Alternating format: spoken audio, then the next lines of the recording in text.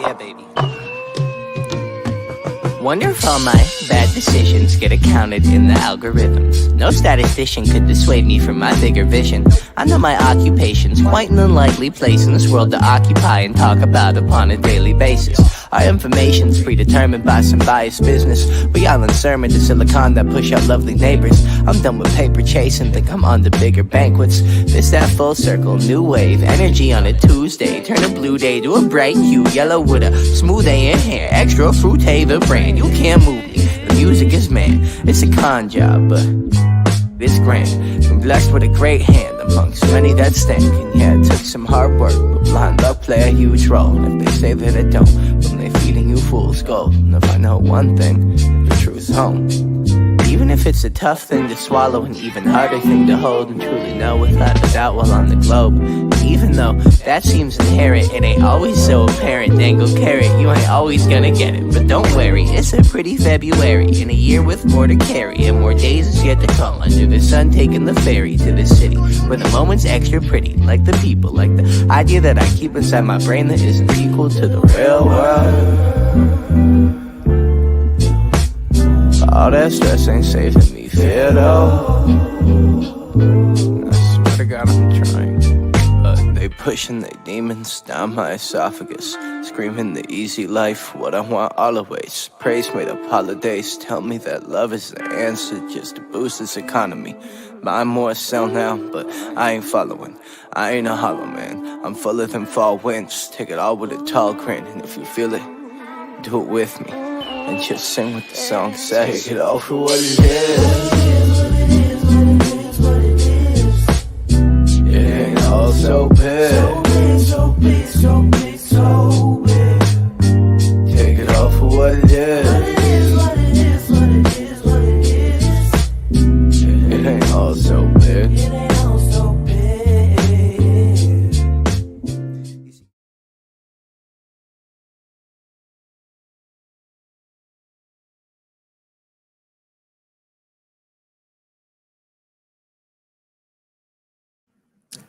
Hello, hello, hello. Hey, y'all. It's me. Dearly beloved.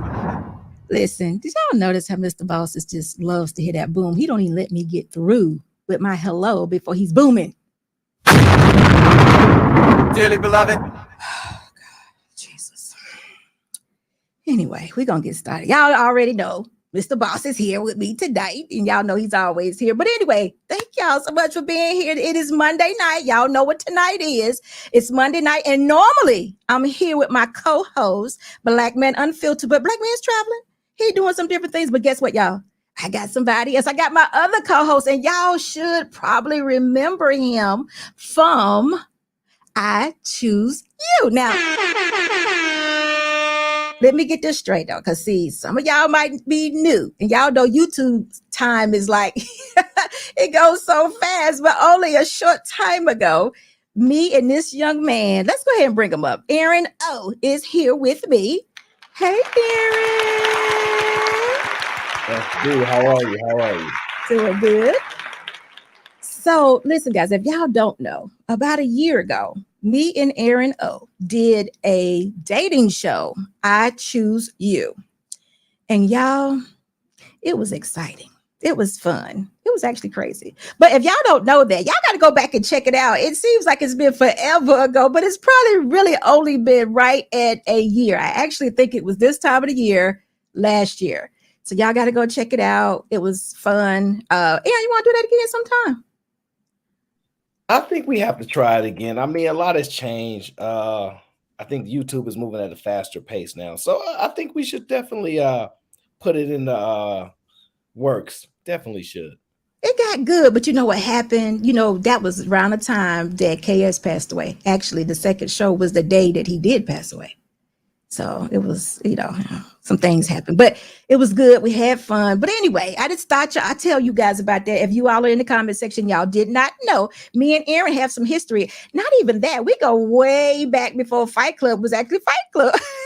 We was staying up all night also over on Anton Daniels' channel, having a good time. But anyway, I just wanted y'all to welcome Aaron to the show and thank y'all for being here, because you could have been anywhere else, but you chose to be here with us tonight. And we appreciate you so much. Now, tonight, this show was inspired by a couple of things, right? One thing the show was inspired by was just the overall place that it seems like this YouTube space, or I should say the world is in, where women are now saying that, they're being so incentivized. Money, I'm gonna call it like I always say, money is their God. Money is the God now. And so many women are being incentivized to stay single. And I don't even think that we even think about that or how deep that could be. So tonight's show is featuring that. But the other night I was watching Aaron, and Aaron said some things. So it makes me wonder, is marriage over? Are we done with marriage? Now, y'all know I'm the 28-year married woman that want everybody that wants to be married to be married. But Aaron got me questioning myself. No, he ain't no. But he's making me wonder what we can do. And he's helping me out a lot, like he always do. He and Cheeky both give y'all all the praise. But we're going to talk about this because he tries very hard to have conversations with women on his own channel and other channels often. And sometimes it's met with resistance. But me, I ain't going to resist. We're going to have some answers here. Look at Sherelle. I already called you big head.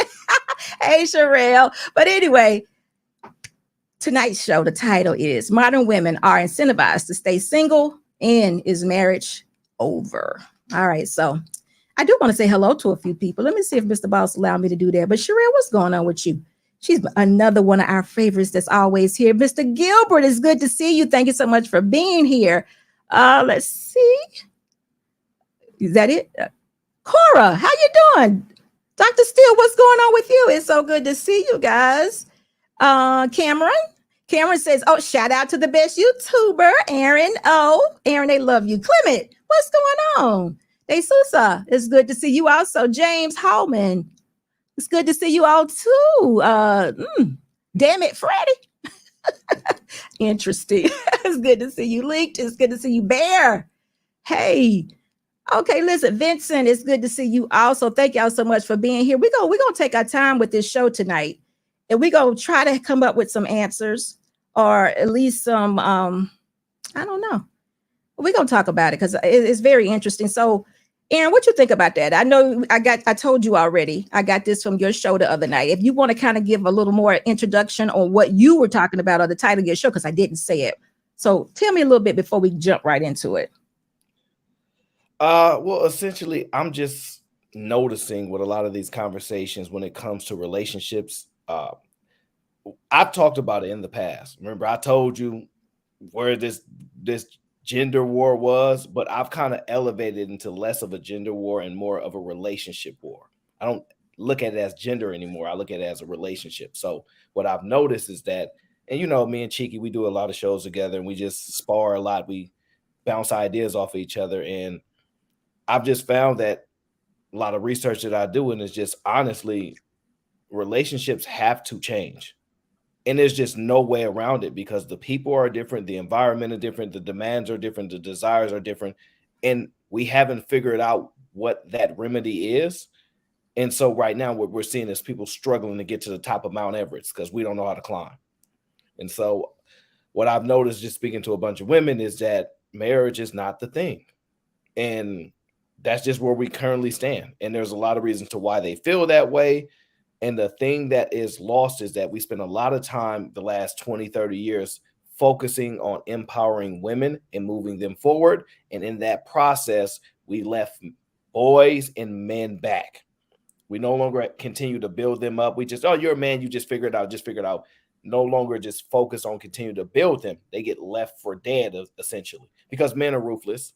I'm no different. You're going to drown because that's the life we have to live. But that's what essentially happened. And what we're seeing is guys like me and Cheeky, we're not playing by these old rules. The old head, the OGs tell us, hey, you young has got it wrong. It's the same game. It's just a different players. We're like, y'all believe that if y'all won't, but we're going to try different rules. We're going to try different things because we don't believe that that's going to work in this current time. So you guys still on those dial-up AOL, and we on a different Wi-Fi right now. So that's what I'm seeing happening. So listen, since you brought up that part, we're gonna get to the videos, but since you brought up that part on your video the other day, I think it was Sunday. No, it couldn't have been Sunday. It must have been Saturday. You mentioned that, the game is changing. I'm gonna call it a game for lack of better words. And you said that a young lady, I think it might have been PhD, but don't quote me on that. But I think you asked her, or she asked you, what is it that you all want from a woman, right? And then you said the things you mentioned, believe it or not, those things defined a wife completely. It actually defined a traditional wife. I don't know if you knew that or not, because what you said is you wanted her to be sacrificial. You said you wanted her, and this was a play on words. I knew where you was going with this, but you said, I wanted her to pick a man below her, beneath her. And for me, that just says that his job or his career didn't matter. You wanted them to see you for being a man, not you particularly, but you wanted women to see men for who they are and who the Creator made them in the very beginning, in authority. So even though you were kind of joking and you weren't talking like I'm necessarily speaking, what you were outlining was a wife. And what I see now in today's time, well, let me ask you a question. Would you agree with that? Am I wrong about that? Didn't you say that? I think I have that on tape, on video also. I stream a lot. You do. I said something of that. What it was I said we've evolved. We're in a different state. So if women are here, they have to make adjustments. What are you willing to adjust to? And so if you want to be in a position that men have had, right? Because it's always men do it too, right? That's how I take these conversations. Men do it too, but when it's convenient for them, oh, you're a man, we women, we don't do the same thing. So it's funny, pick and choose when it's both of us can do it and when only men should do it and when women should do it. So I just I'm saying, okay, we have evolved. What are your demands? What do you want? And what is necessary? And this is what I think, man. She's like, what do you think we should have? And I just simple things, that I know that's not going to happen. And obviously it's just spur of the moment things that I'm thinking on my head. It wasn't overly thought. And just to kind of conjure up a conversation to see where her thought process was. And what you'll get, honestly, is that, we'd rather not have a man. And that's just But those things that you conjured up, those were definitely adjectives of a wife. It was. Because you said she needs to be sacrificial. She needs to pick a man beneath her. She needs to have kids and sacrifice for the better good, which is the family. That is a wife. So whether you were being sarcastic or just thinking at the top of your head, knowing she would say no to those things, I don't really know. But I happen to think that is what most men really, really want. And I know you said it in a way that was kind of, funny, but it's still the same thing. That is what a wife or what women were made to do. Well, ultimately, I wanted to get to the conversation of what's more important, being a parent or money. Right. And I wanted women to just be honest with it. And what I found is the truthful answer is first, it's money. Money, right. They're going to lie and say, we want security. We need to feel safe. And they're going to do all this other BS. But ultimately, they about their money now.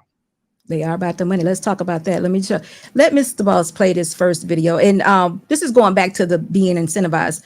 Now, listen, guys, I did a little bit of research. It's been a while back, so don't quote me on all these numbers. But I was looking at something, and if y'all know, let's say no to low income individuals, women with children that may or may not live in projects or whatever you all would want to call them, incentivized housing or what have you.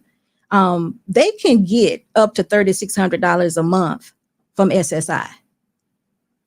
And they also can get SNAP. It's part of a program. And they also can get housing. They do and can get enough money to live without a man. Now, I'm not saying it's going to be outstanding living, but they can. And also, I came across a video. Actually, I think Black Man sent me this video. So I got to let y'all see this video because this is what's out there now. And this is what women are telling other women to do in order to make more money. So look at this video. So my last video on child support went a little bit viral. So I'm just going to break it down for you. A lot of people's comments was like, your dude's only making $20,000 a year. So I changed up a calculation for you. This is what happens when your baby daddies make $75,000 a year. Ladies, listen up. This is why you need multiple baby daddies. If you have 6 kids with the same man, he has to pay you 34% of his income, which is $2,125 a month. If you get 6 kids with 6 different men, you get 17% from each one of them. That's $1,062 a month and little 50 cents right there. Now, if you multiply this by 6, because that's how many baby daddies you got, that's what you get per month. $6,375. Y'all, that's over $75,000 a year. And you thought you needed to have one baby daddy. No, you got yourself a nice full-time job. What are you waiting on, ladies? So, Aaron, let me make sure I correct something. If I said $36,000 a month, forgive me. I'm saying $3,600 a month in SSI, and then you have SNAP program, you have housing, and a couple of other benefits or incentives that they do give single moms or families with no to low income.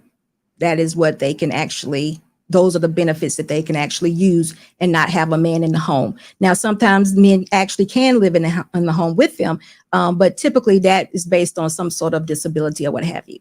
But did y'all just see that video?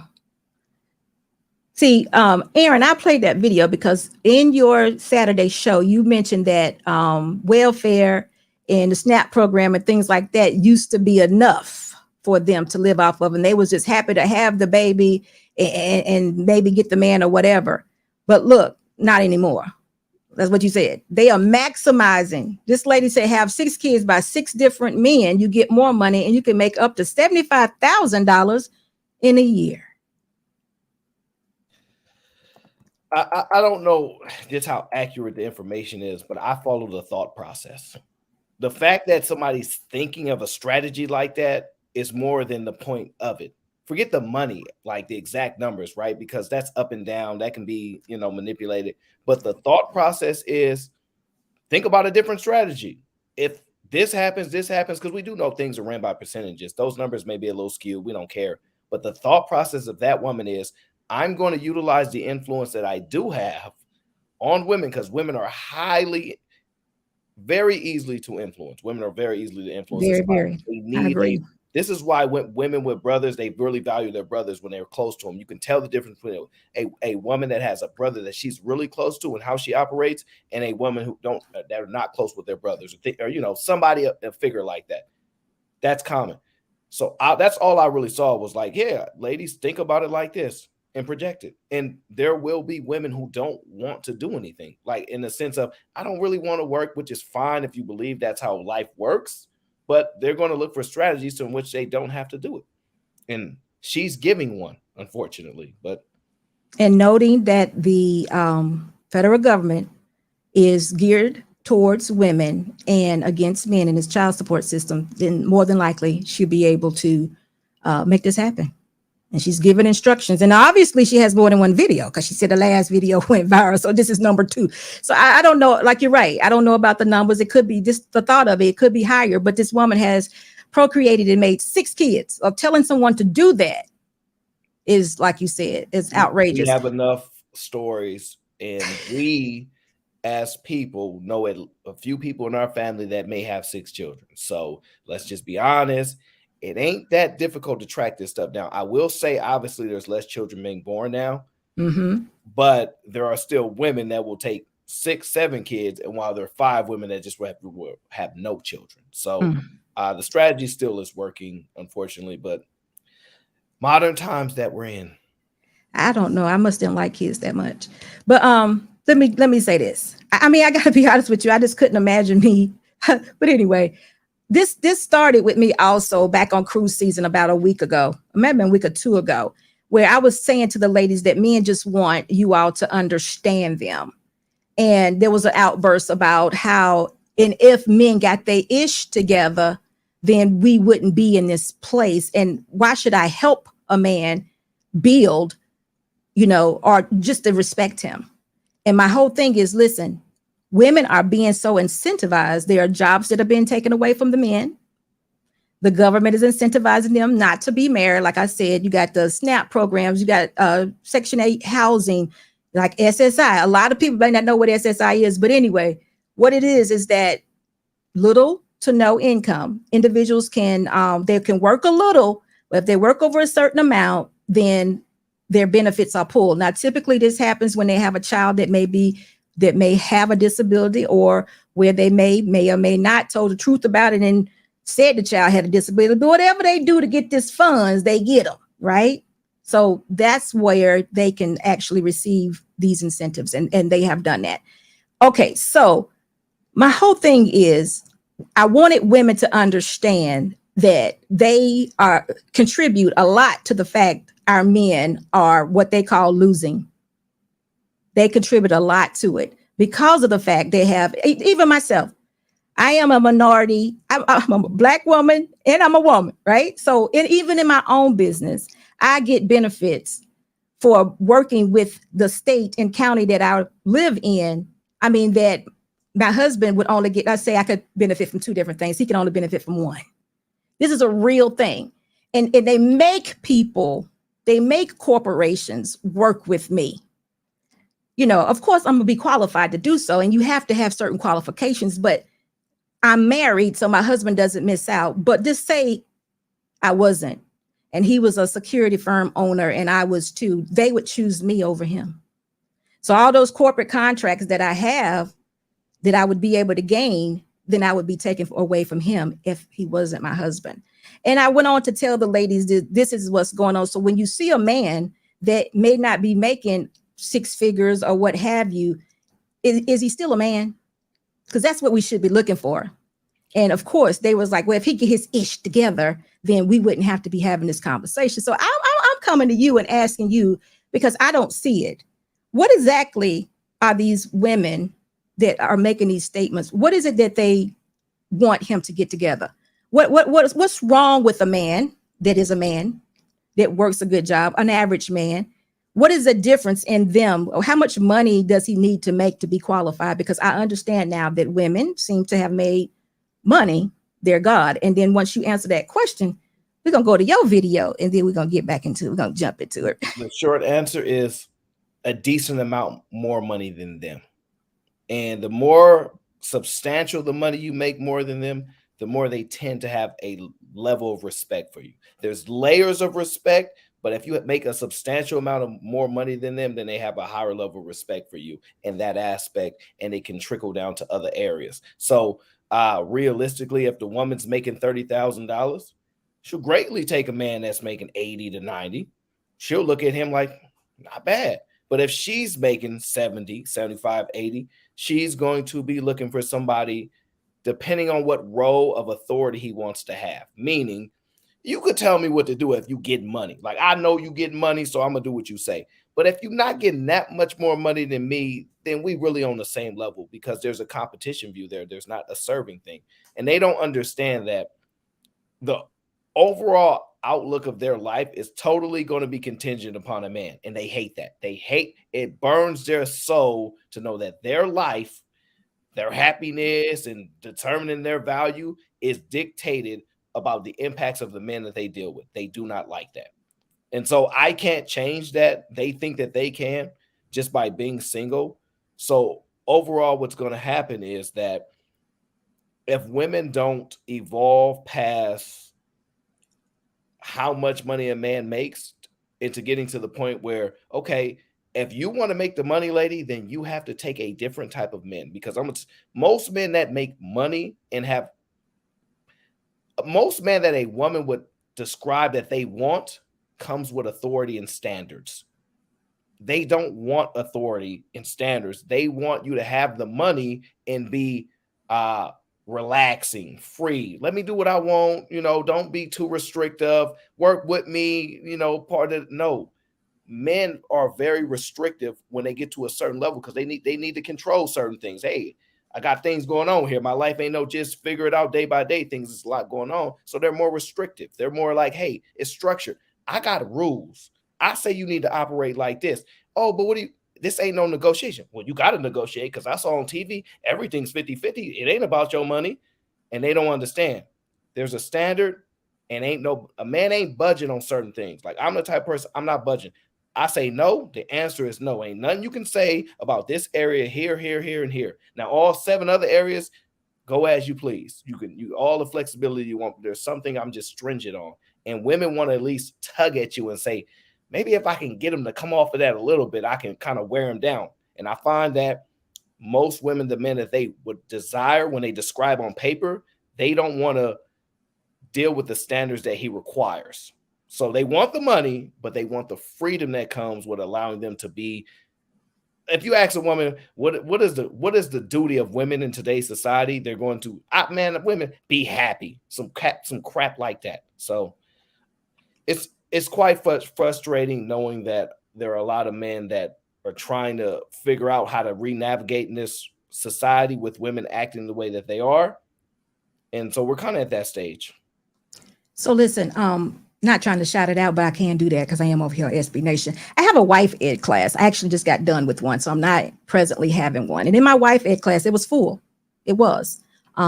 Women wanted to be a part of it. They emailed me and they were there. In that class, what we did is we talked about self-reflection. We talked about becoming wives. We talked about sacrificing. We talked about submission, how to get there. And all those women were quite interested in doing that. And one thing that they took away from SB's class was that as women, we have to set standards. We have to set standards as women that want to be wives. And my suggestion to men is y'all got to set some standards and you got to make them high. Like you just said, you're going to stand 10 toes down on the authority that a man has. And I'm not changing my mind. I think y'all should do it so much that you don't even have these ridiculous conversations that with women that can't understand it. If they come in the door, not able to understand their roles as women, I'm not even talking about a wife. I'm just talking about as a woman. And I'm going to tell you where that begins. That begins with respect. All men deserve respect. Dearly beloved. And that doesn't mean kiss some man's toes. It means respect them. And that also means if a certain man is not showing you respect, excuse yourself. Let it go. If you can't, just let it go. Walk away. I'm talking to the woman. If she can't do that, walk away. And this is all things that we have to learn. But our ego doesn't need to try to challenge a man's ego. And men innately deserve respect. There's something about y'all makeup, the build, the way God made you that says you need to be respected. And if you can't do it, ladies, just be quiet. And if being quiet is not enough, exit. Well, let me add this. Men have to be the fathers that their son would want. Meaning, you are a hero to your child. Most men are. They see their dad, that's their hero until you get to a certain point where you can realize and understand exactly who he is and make an informed decision. But prior to that, you obliviously looks at your father like a hero. I found that these women don't want to be like their mothers. You maybe not, because some mothers were hell raisers. Some mothers and grandmothers hated men for whatever reason. Their experiences are their grandmother's experiences. That doesn't matter. When I say I'm calling you to order just to respect, and men, women included, women need to respect women too. They do. But you got to respect a man. And if you can't, just excuse yourself. If you can't be there and be quiet, remove yourself. But that's the first thing that needs to happen. It doesn't mean that you got to agree. It don't mean that I want to be in relationship with you. It doesn't mean anything like that. But first thing that a woman needs to learn is respect. And I don't care what the man is doing. If I don't like what he's doing, I have to excuse myself if I can't take it. This is woman 101. Just being a woman. Do you know that these women like toxic things? It's okay. It's okay. That's where y'all come. But guess what? That's where y'all come in at. You set your standard and refuse to have the conversation. Now, I can't tell you how to run Fight Club. I'm not talking about that particularly. I'm saying I need to see women and men set standards for their life because it is a need to have a nuclear family. If we even can think about a community, there is a need for it. there is a need to be married, even though what we're dealing with and what we see, it definitely looks like marriage is out of the question. And it only goes to the fact that we're just out of order. But just common respect. I'm just talking about respect. I'm not talking about nothing else, but I respect what you're saying. I'm gonna shut up and listen to you. But you don't need to be no BNA by the end of the day, you know? So No, I'm with that. That's a big deal because what I'm saying to you is that there is a line, but the line is so blurry now that good men like yourself and other men who want women, who want to maybe have long-term relationships, y'all not able to identify. Because I do have ladies over here at Wife Ed. I did have a class that was full and others I had to turn away. So that means some woman somewhere is wanting to identify what a wife looks like because she knows this is where she evolves into. But then you have the others and they are louder than the other. So it's like, okay, I'm fighting this one, you know, and now I'm making her look like this one. And it's not intentional. It's just what it is. So definitely set your standard. That's all that point was. I just was, and I think Chika and I came to the same conclusion. Women need to set a standard. And that's one of the things I tell my ladies to do. Set your standard and don't deviate from them. But they don't. All right, here we're gonna start here. But they lack character. Like for instance, men or women are different. The goals that men have, no matter what, when they're younger, most men are going to be into going after women. There's just no way around it. For whatever genetic reason, hormonal reason, whatever, they really like women. So there's no going around that, right? But the thought is that women are much more selective than men are. That's the thought, right? But somehow, some way, these women with standards are not virgins. Their legs somehow. I just don't, go ahead. Wait a minute. We're gonna get back to that too. But Mr. Boss, can you pull up DB? Because there's some things that we just don't do. I want to. Aaron, are you familiar with DB? Not necessarily. No. Okay, DB. I'm gonna read your comment for you, and I'm gonna tell you exactly where we are with this. DB says, "Shut up and listen." Says every mammy ever. I'm good, love, enjoy. Okay, DB, let me tell you something. We're gonna drop the link, and I would love for you to come up and describe and define mammy for me, because that's something that we don't do. Now we can have a difference in opinion, because remember I just talked about respect. We can have a difference in opinion. We can even have a conversation, but there are no mammies here. And if you don't know what a mammy is, I advise you to lose the word. Or better yet, you don't have to be here because there are no mammies here. Now, I don't know what you're talking about. You may not be talking about me, but I don't like that for any woman. So find another word, come up and have the conversation. I'm giving you choices. As a feminist, I'm giving you choices. And that's what y'all want, right? So understand that. Please respect the panel, which is right now just me and Aaron, but don't do that. Don't do that. We don't call names here. Okay, so Aaron, I apologize for that, but I just, this mammy thing and these young ladies have just been tripping me out. I'm a black woman. What are you doing? Where's the respect? Oh, somebody else, Robin, did you have was that Robin? Yeah. Y'all just trying to derail the show, but guess what? We're gonna deal with it because I want them to cam up and we're gonna talk about it, but we're gonna do that later. Because obviously there's an issue with this mammy thing. Yes, I'm very triggered by it because most of you are black women and I'm a black woman. Why would you be disrespecting another black woman? So I'm very triggered. You're right. I am. It's very disrespectful. Uncalled for. I don't think I've ever called any woman out of their name. Wouldn't do it. But anyway, Aaron, getting back to what you were saying. Yeah. I just think we're getting to a place where marriage is done. I can, in good faith, advocate for any man to do it. I can't.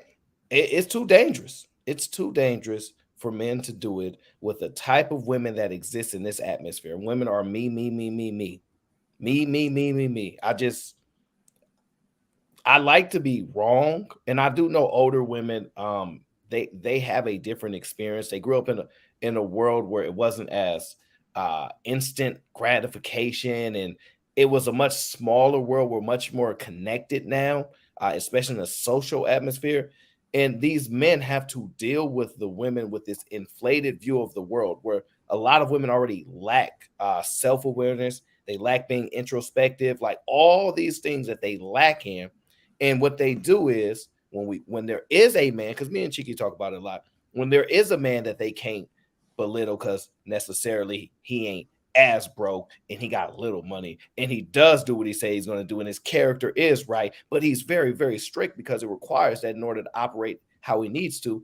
That's too much. He's too overwhelming. He's too demanding. So they would rather go down in levels of authority per se and deal with a man that's more open to being less controlling and berate him for not being excelling in those other areas, which typically would make you be more accountable because you can't belittle a man. This is why it frustrates a woman when a man, his money right, his added he got his own, he got everything around him is good. So whether you was there or not, life is great for him without her. It frustrates her to know that she can't belittle him and say, you got to work on these things because he is going to be on her. Very corrective. Women don't want to be looking in the mirror while you correcting them. They don't want to do it. But listen, if that's the case, because who determines when a man's money is right? Didn't he determine that? Isn't the man the one that determines that? Why would he allow a woman to determine when his money is right? It could be just the next woman. See, listen, again, raise your standards, keep it moving. If you find women like DB trying to speak with you, keep it moving. They're not good women. They're not wives. They don't have what it takes, and the character is way off. And I'm gonna go back to what you said about character. This is what we're talking about. Not every woman and every man either knows everything. You know, we're not completed individuals when we come into this world. There's a lot of growing and maturing that needs to happen. So we always should look for people who are willing. You need to be willing to make changes. You need to be willing to learn, what to do in a situation, in a real life relationship. You have to know, you have to learn these things. It's not coming naturally. And when women are just off the hook and they don't listen to any kind of order and they're not receptive to a man, I mean, really, y'all need to stop entertaining them at all. Cut them off. Let them figure it out. Let them figure it out. So, it's real simple. But I want to play this part of the video that you did the other day, and we're going to talk about it from then on.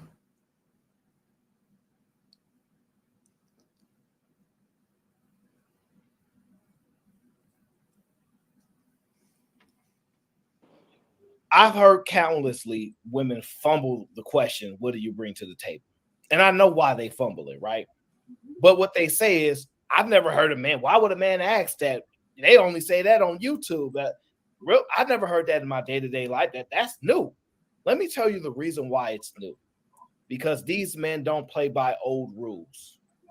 See, they've changed the rules. See, women used to be glad to be mothers. They would be broke as a joke, wouldn't care. Just give me my baby and my husband, we'll figure it out. They loved the family. That was a woman's duty. They understood that. The issue that exists now with women because of this money is that the duty in which women were supposed to have, which was to produce children for families, they want to be paid for it. This is what y'all don't understand. This is why women are so mad and telling men get more money. If they're going to have a child, they want you to pay them for it. They want money. They want compensation for being a mother now. They don't want it to be their duty. It's compensation for my service, so pay me. So what happened was, because they want compensation, they want to be paid to be mothers, right? Because before they would just take the government benefits and that would be good enough to pay them. That's no longer adequate pay for them.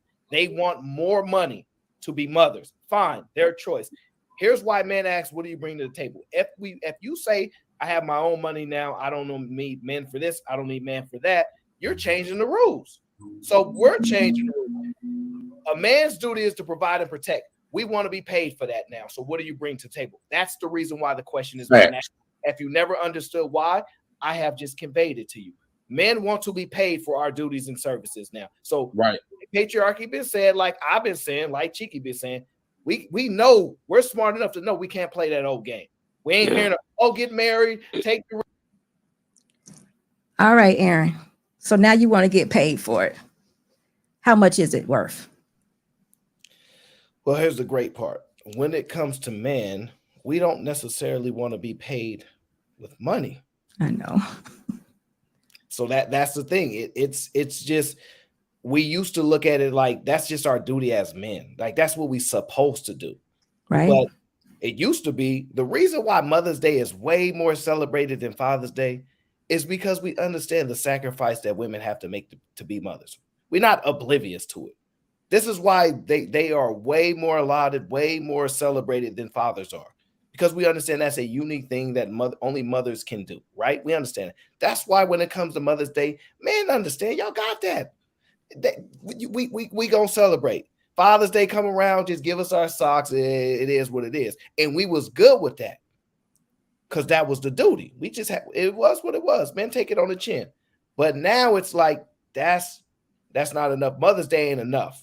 Look, I love my kids, but Mother's Day ain't enough. All that I'm proud I'm your mom stuff. No, I need something more than that, because that love for my kids don't pay the bills. It's getting to that point. Love for kids don't pay the bills no more. And so the most expensive job is being a mother. I will not argue or disagree with that. And it's an unpaid job, right? There's no way to actually calculate how much you can be paid to be a mother, right? And so because women perform those services, there's no actual pay scale. So there's no way to gauge just how, in a monetary factor, how valuable of a job it is. So now when you have women saying, well, I want to live a certain lifestyle, that's kind of their way of gauging what, being a mother is, because if you want to live a certain lifestyle, and the reason you're telling a man, I want you to be able to afford this lifestyle, is because presumably you're going to give a man a child, because most men are not even going to even sniff marriage if children are not involved. It makes no sense to be married to a woman and we don't have no children unless we've got to an older age and you 60 years old, and it's just weird to be like, this my girlfriend at 60. It could be you might get married, for those reasons. But in general, men are like, the risk that it comes with being married, I bet at least we have children together makes sense. So now that they've charged all these upscale prices, because listen, I grew up, I will not say in poverty per se, although I could argue it, but very, very, very poor, right? And I'm still alive. I didn't die. And so when they say, oh, it costs money to raise children, it don't cost nearly as much money as they say it does. Although I'm fine with the thought process, because we want each kid to have a chance. So I've heard all these excuses, all these views, these reasoning, but how do we pay you for your duty now? Because it used to be women embrace duty, but now they want to be paid for it, and we don't know how to compensate or allocate that actual value. And so men actually have a value too. Women don't want to be around here closing their legs and not doing nothing. They don't want to do that. And we normally offered our value for duty and for the free. It's just our duty. But now that we see y'all want to play with y'all duty, it ain't going to work with us. We can't get y'all to just adjust and be like, yes, it's fine, it's fine. We can't get y'all to adjust. So because of that, it's only right for a man to say, I respect your mind, but I need to charge for what I bring to the table, since y'all don't respect it enough when it's free and it's just duty. So we're at a battle. We're at a standstill. That's where I think we're at. Okay, so Aaron, the reason why we're at a battle is because there's a lack of understanding and we're just missing each other. That is what a man is responsible for doing in marriage, providing, protecting. And in a woman's job, when you came here, the way you were made, the way God made you, he created a woman to be with a man, from a man, for the purpose of procreating. So that's in us, and it's going to be about that. That is just how it's going to be. But it should be within marriage. And we have gotten so far away from being married now, it's ridiculous. Meaning the mindsets of what a married woman looks like and what a married man looks like is just way off. So again, we should be advising, I should say, or we should be pushing. I know they don't want to do it, but everyone should be preserving themselves. Because when you have sex, it does cloud the mind and the thought process. And it is creating nothing but chaos. Sexual immorality is definitely creating chaos. But I know everybody ain't gonna put it together all at once. You're gonna need some time to think about it. But anyway, that's where we are. But to correct the problem is, if a woman cannot submit per se. I should say you, because it's not submission unless you're actually married to her. If she can't listen to what a man's role is, she just can't adhere to it, then that is not someone that you should be entertaining and be in a relationship with. Because a woman does want a man to be that man that takes the lead. I'm not saying he's a great leader, because it may have not been nourished. It may, no one in his family may have been a leader, but it's still something that is within a man. It is something that they're supposed to do, protect and provide. Now, I don't even know how you would not do that. If something was happening and a woman was there, you mean to tell me you're going to step to the side and let the bullet hit her? I don't believe that. I don't believe that. It's listen, me and Cheeky talk about this all the time. How would you do it though? How would you know if this woman right here is one that needs to be protected? No, I understand what you're saying, but I'm saying slowly but surely you're hearing men say, "Oh, these men are weak. They let these." I'm telling you, women walking up, getting knocked out in the middle of the street, and guys like, I don't know what's going on over there. It used to never be like that. It used to be mind blowing to see, especially in public, to see a man just strike a woman. Other guys will be like, "I know you tripping," like naturally, like, no, it's not like that no more. Like, let me tell you something funny. Let me tell you something funny. Yesterday, I saw a woman jump out the car to go help a woman. Honestly, a woman jumped out the car to go help another woman because she thought that the man was being abusive to the lady. She jumped out. Another woman jumped out to go help another woman. That's funny to me. And her husband eventually got out, but not readily. She was out first. But my point I'm trying to make is this. It's not, we have to go through a process. I hate to say this. And all these women out here that are not covered and don't see the need to be covered, they may be sacrificed. It may be something that we have to get over. And all the men that refuse to be men or what have you, there may be something, it could be possibly a dying away. I hate to say it, but it is what it is. Men are men and women are women, and we need each other. So it's going to be like that. Now, how it's going to look on the other side per se, I don't know, Aaron, but it's not going to be but what it is. Men cannot be, unless they choose to be, women, and women cannot choose to be men unless they try to be men, and it doesn't work. It's not working. It's not working. A woman cannot be a man, and a man cannot be a woman. Now he can go get some alterations, but guess what? What's in you is what's in you. That's just how it goes. I agree with the natural instinct because initially when I saw it, I was like, I think you're leaning to more getting out of relationships with men and say, I'll try another woman now. It's getting to those options things to where you're starting to see that a little bit more. But the problem that I've noticed is that even I forgot we was talking about even on Fight Club. Women just naturally, their awareness is just on a level way lower than men. Like even when it comes to driving, we were talking about driving, looking at other people's cars and just overly paying attention to everything around you. And I forgot which woman it was on the panel. She's like, I don't do that. I don't look in people's cars and do all that extra stuff. I just see where they are. And the men were like, this is why you don't know what's going on. You need to pay attention to everything because you got to protect everything around you. And I don't think if you get another woman to join you in your home, she has those natural instincts for that protection that you need. But so try to I don't know how you substitute the value that a man brings inherently. I just don't know how you can do that. But these women are trying at these high rates. This is why the amount of dogs being purchased is insane. And the reason why is because dogs don't hurt your feelings. Women have a high level of fear when it comes to their feelings getting hurt.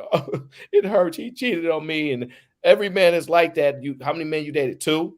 And so this is what their problem is. They don't want to feel pain. They don't want to be hurt, but they want a man that's vulnerable. They want a man that shows emotions while they try to get their heart and everything protected from feeling those emotions. It's such an interesting way that they view these things. And I think men, I think men are lonelier than women are. I think the studies show that. And I think the amount of money that men pay women just to talk to them online is a clear indicator of it. But I think men would rather do that than to deal with the type of vitriol and hatred and disdain that women in person have towards men. So they'd rather deal with a woman that pretends online. It's getting worse and worse. Okay, so listen, let me say something. I saw someone say something about wife school being a money grab. Let me just explain wife ed. My wife ed class was free. I invited the women in that want to be wives, and we had 2-hour conversations on Friday mornings at 11 a.m. Eastern Standard Time for about 5-6 weeks. And we talked about everything that they needed to know. And yes, guess what? There's one getting married next month. Actually, she is. One's getting married. Yep. And yeah, one getting married next one, and 2 are well on the way. So everything and what it seems to be, and everybody ain't all alike. I've been married 28 years. I would only push marriage on a woman that is single. And just like Aaron just gave an example of a woman being attacked, and we hear it every day, all day long. If a woman had a husband, she would definitely move differently. If a woman was married to a man, she would learn what he says to learn. And she would pay more attention to the things that are around her, because me and Mr. Boss, we move in sync.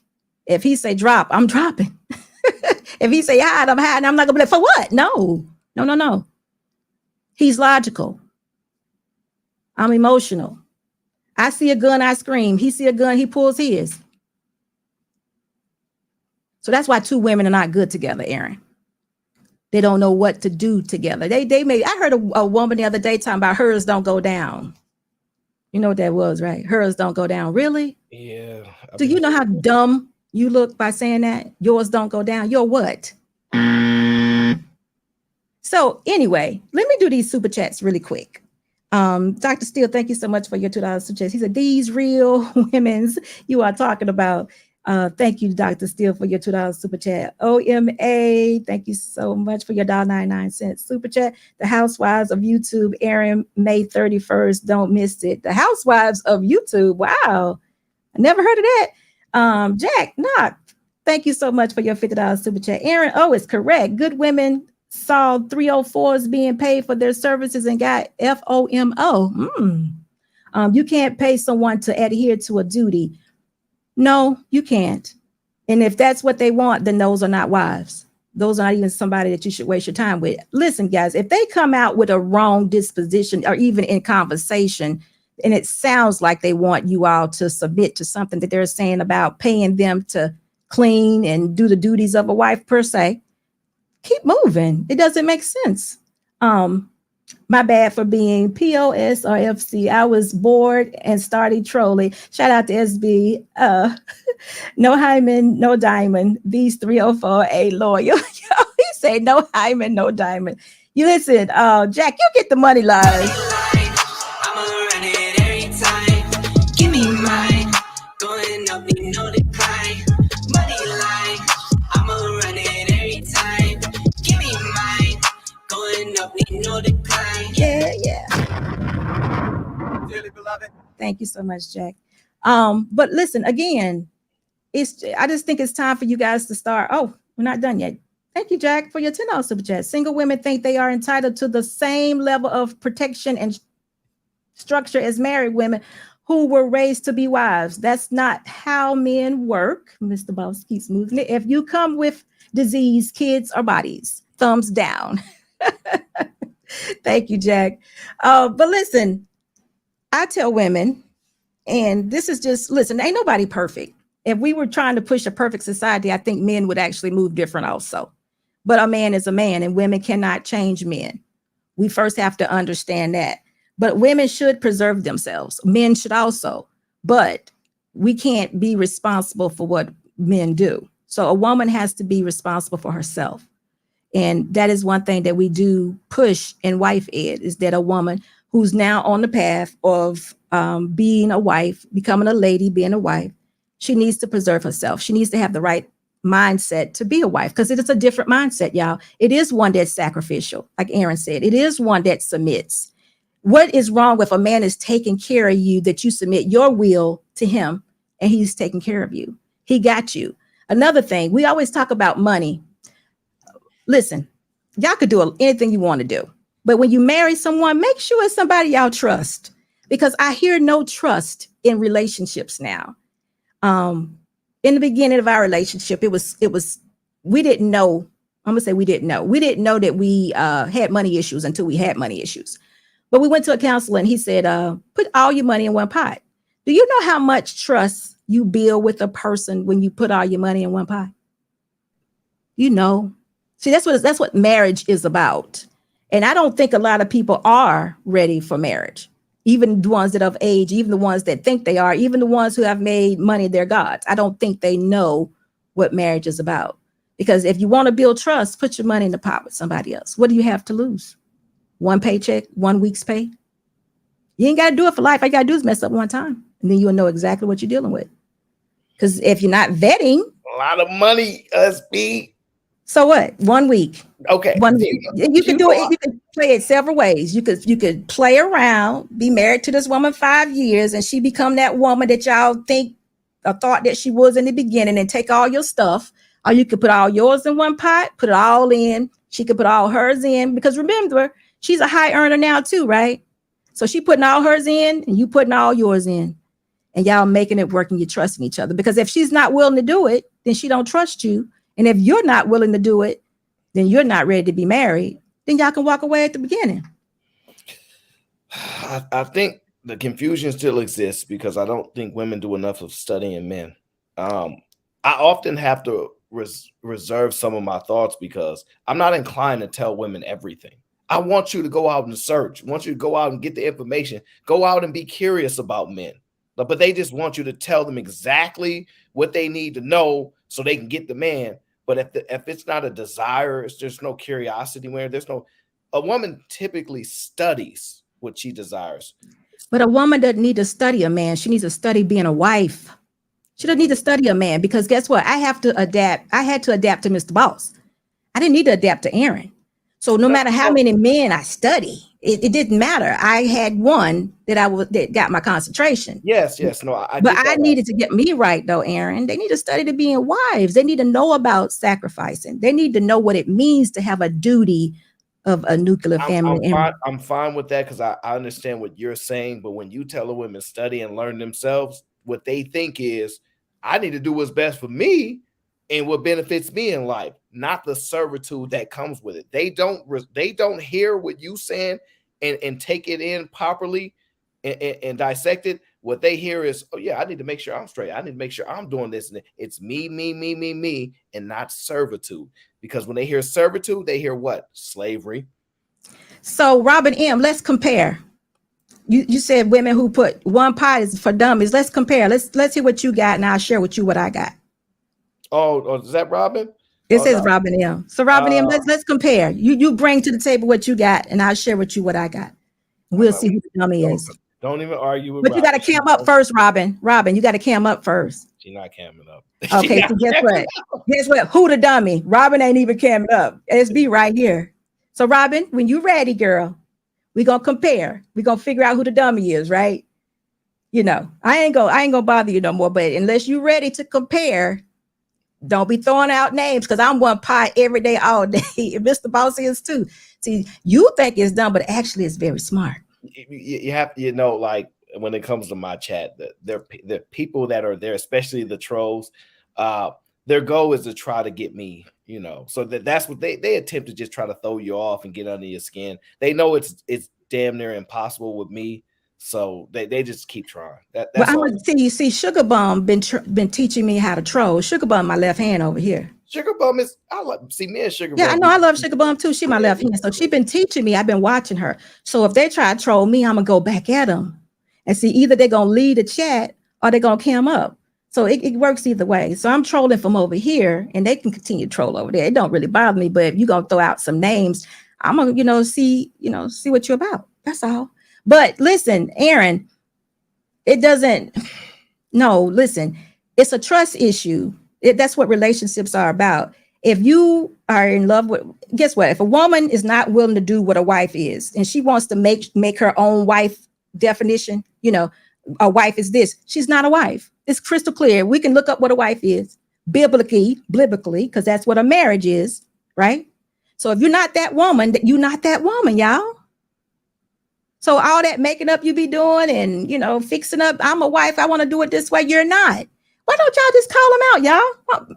Men, why don't y'all just call them out? Tell them up front, you're not a wife. So they can go about their business and get it right. But if they do want to be a wife, there is a blueprint for being a wife. And it is a very exclusive club. And not all women can be a part of it. Men don't matter to women unless you're the man that they want. So we could call women out all we want, but if you're not the man that a woman wants, it don't mean nothing. Like her lock is only supposed to open up for that man. And women tend to respond that way in the sense of he can say whatever he wants. He ain't nobody. But the man that she really want to desire, what he says does bother her. But unfortunately, can they get in the space with a man like that? And they often can't.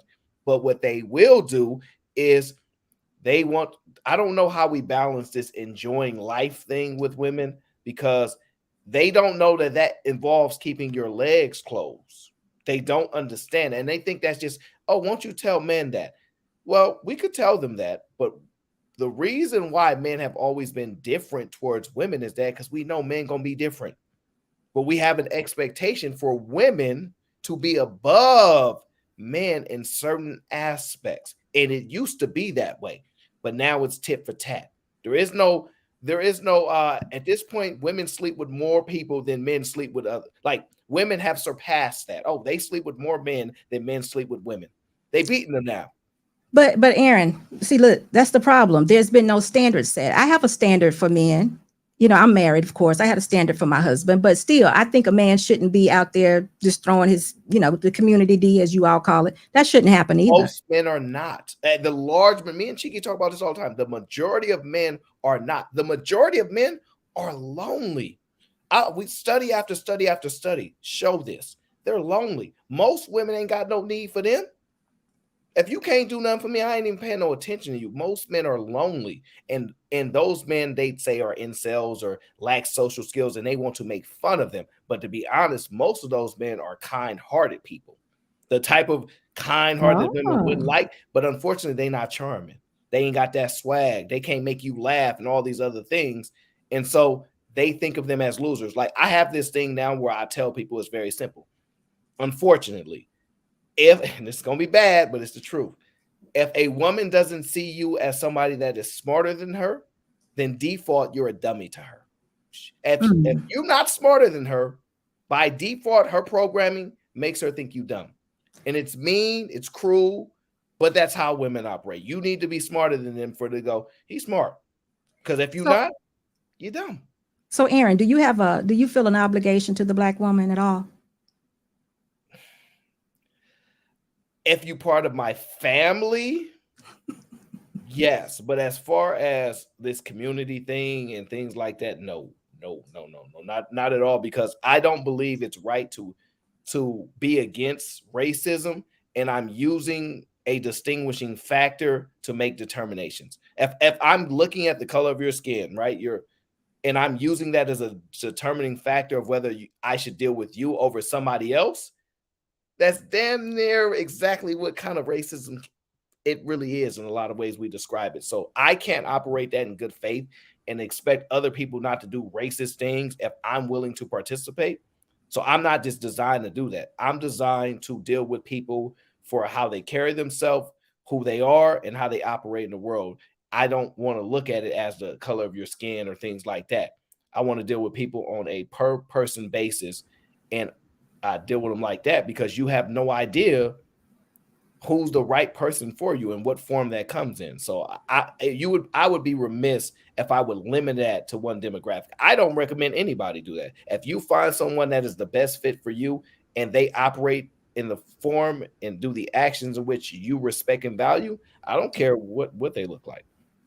So I wasn't really talking about in relationship. I'm just saying, if you saw, okay, like right now, how we are so broken as a culture or as a community. If I see a Black man in despair, I don't want him as my mate or what have you, but I still feel for that man.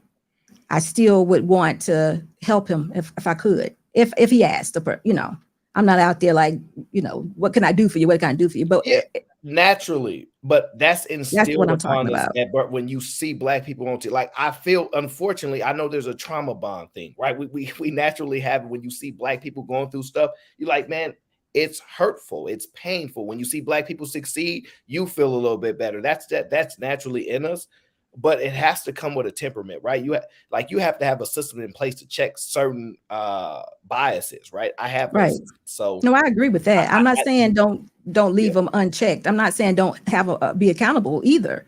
You know, I do think that it's just that it's sad to see that we have women that are uncovered right now that don't see the need to be covered because they just don't understand. A lot of people have grown up where there is no foundation, there's no belief system, and they just out here. And you have men like yourself and others. You're teaching moral, you're living a moral life.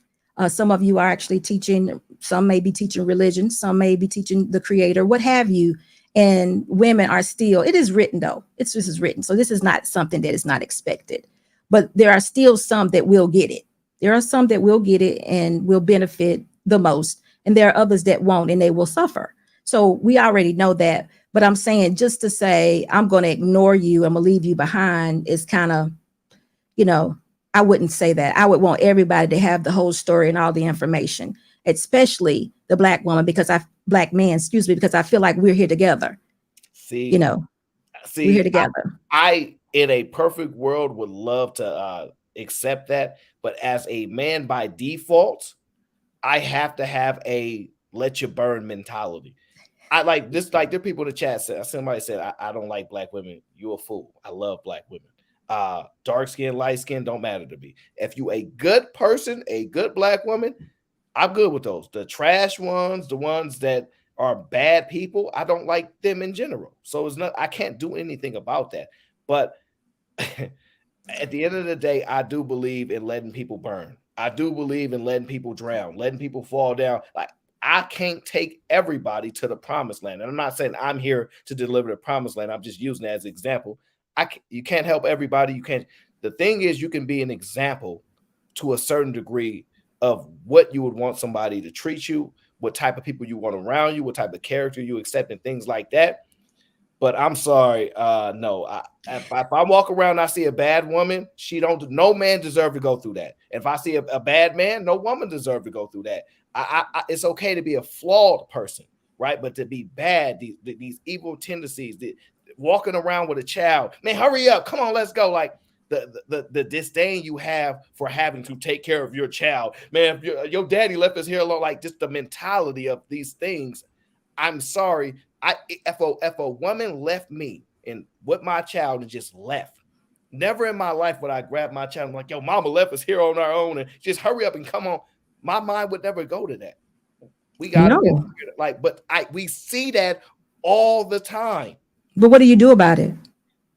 What I do about it, stay the hell away from those women and run. But unfortunately, a lot of those women can be in your family, and so you have. And you just let it go. You just let it go.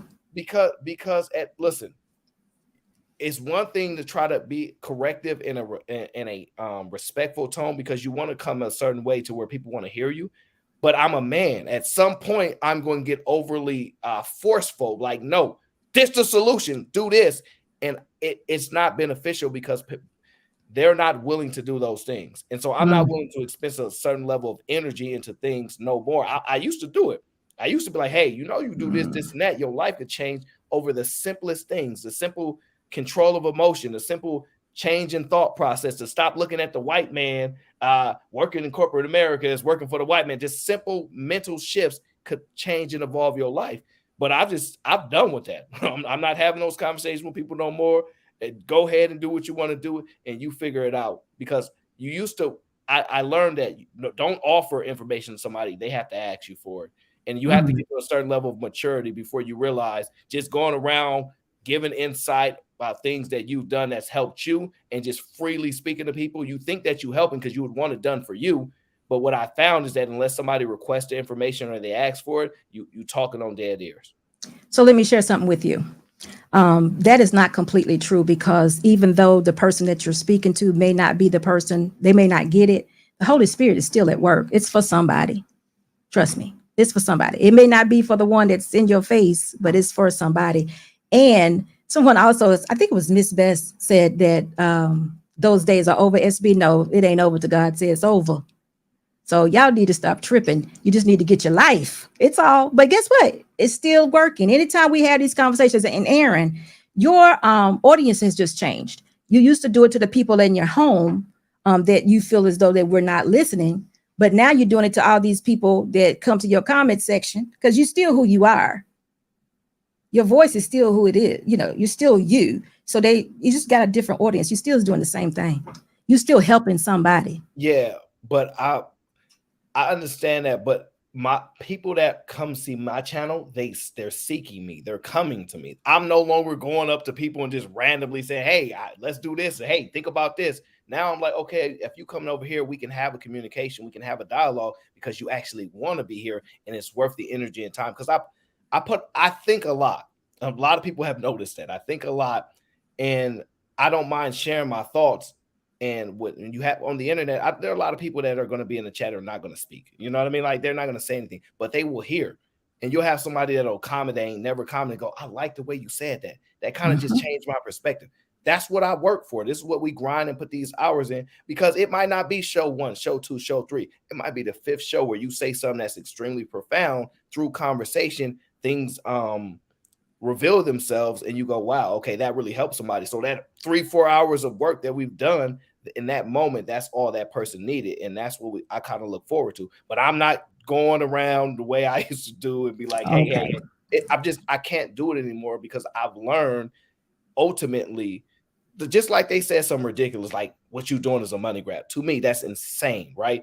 I don't know why people do that, but they do that to try to just mess with you. But I don't know why people think that they should hold on to money. You should freely give your money to something of value. And the problem is people don't know how to identify value, and that's their loss. Because we have this whole lack mentality that we need to save and hold on to every dollar because this money gonna save us. But the problem is you need to relinquish that money to get the proper information, and that comes with trial, with loss and gain. And so they keep thinking this money thing, holding on to it, is going to save them, because I used to have that mentality. And what I've learned is I'm freely going to pay anybody what they're worth, especially if I find value in what they're doing. This is why you need to have a barrier in which you deal with people. Hey, like if you got a members thing, I'm doing members only for $5, because most people that's trolling right now don't want to pay $5 to troll you. They don't. Some of them, even some of the trolls that I have, like they actually not that bad. They actually, because I want the visceral side of a woman that is angry at men because they heard all the things that men have said and they want to respond in an angered way. It's a benefit to me, because when you're angry, the truth of how your mentality is brings it to the light, and I can dissect it. I don't assume every woman is like that, but you're impacted by that. So I know that may hurt you. And a lot of people have similarities. So there's value in a lot of things if we properly evaluate it. So I just think that we need to start putting more barriers in the people that want to seek it, because unfortunately for me, women love projects and they love vulnerable people, homeless people, and the children that need them. They love that type of thing. But when you come as the package put together, well spoken, all these things, man of integrity, do what you say you're gonna do, and just totally carry yourself a certain way, it is infuriating to them because they can't fix you.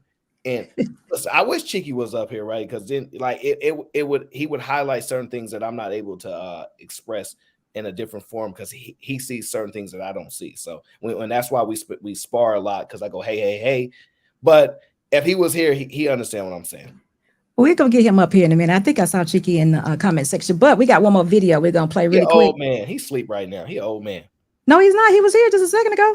Listen, I'm telling you, that man sleep. Okay, he old man. I don't blame him. Ain't nothing wrong with sleep. Maybe he's still growing. All right. So listen, this is the other part of the video that was interesting to me. One thing. Man, she sound like Tariq Nasheed. I said problem. I don't know who that is, but step 2, fund your life. To not work, and just like, come out of high school and try to find a husband. Like, what do y'all think would be like the best thing for the women to be doing? What do y'all want to see from the women? To be honest with you, this is gonna come off harsh, because I know a lot of my favorite women are in here. I'm going to ask something that is almost impossible for women to give. What's that? Honor, duty, prioritize, willing to sacrifice their own desires and wants for the greater good, even if they don't believe what they're sacrificing for is the greater good. Mm-hmm. That is impossible. So asking for women to do something that they cannot do is a waste of time. Women have decided what they believe happiness is, what they believe how they should live, not in poverty and all this type of stuff, is the way life should be lived and all these things. They have their perspective. There's nothing you can do to change that. So I don't know how to truthfully answer that question. I know why you're asking the question, because it's confusing information. You want her to be submissive, you want her to work. I get it. This is what I really want women to do. This is my honest opinion. Right? I want women to be very, very successful, and I want them to do what men have historically done. Marry somebody that is below you. Be willing to risk all of the money that you earned in your life. Have a family with a man that you may not be 100% sure that they're going to stay with you forever, because most women divorce. Do it anyway, because you know it's the right thing for society. Go through the heartbreak if you have to go through it, because that's just being a human being. Can't say that's just being a man. I have to put that as just being a human being. You have to adjust now. You have to absolutely evolve and say, I'm going to do the things. If I'm going to evolve and be better and all these things, because women are great, you have to then do greatness. You have to then do things that are called beyond you. And that means dealing with the so-called men that are beneath you. Like, if you're asking for men that are better than you, what you're going to do, because you're going to say, equally yoked or at least make more and all this type of stuff. Ultimately, women want men that are better than them. I've proven it over time. Yeah. Sneakily through conversations and all these ways. Now you're going to have to do the inverse. You're going to have to be the person of great character. You're going to have to be someone that's benevolent and take on a man that may not be on your level and marry them, have children with them, and sacrifice. I agree. All of the things that you're doing right now to be successful, that you're getting allotted for, you're going to have to risk in order to stay on the projection that you're currently on. I don't see women wanting to do that. What I often hear women say is, man, after that, I just rather share a top man instead of become greatness in which the men originally were. Right. So I think,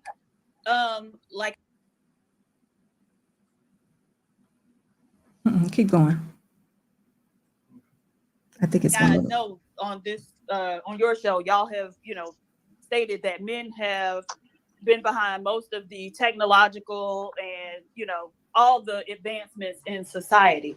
That's correct. So I think if y'all start focusing y'all's efforts on getting to a point where men can actually carry and birth children, that would be beneficial for y'all, for everybody. Because then the women could get with a man who was beneath her and not worry about.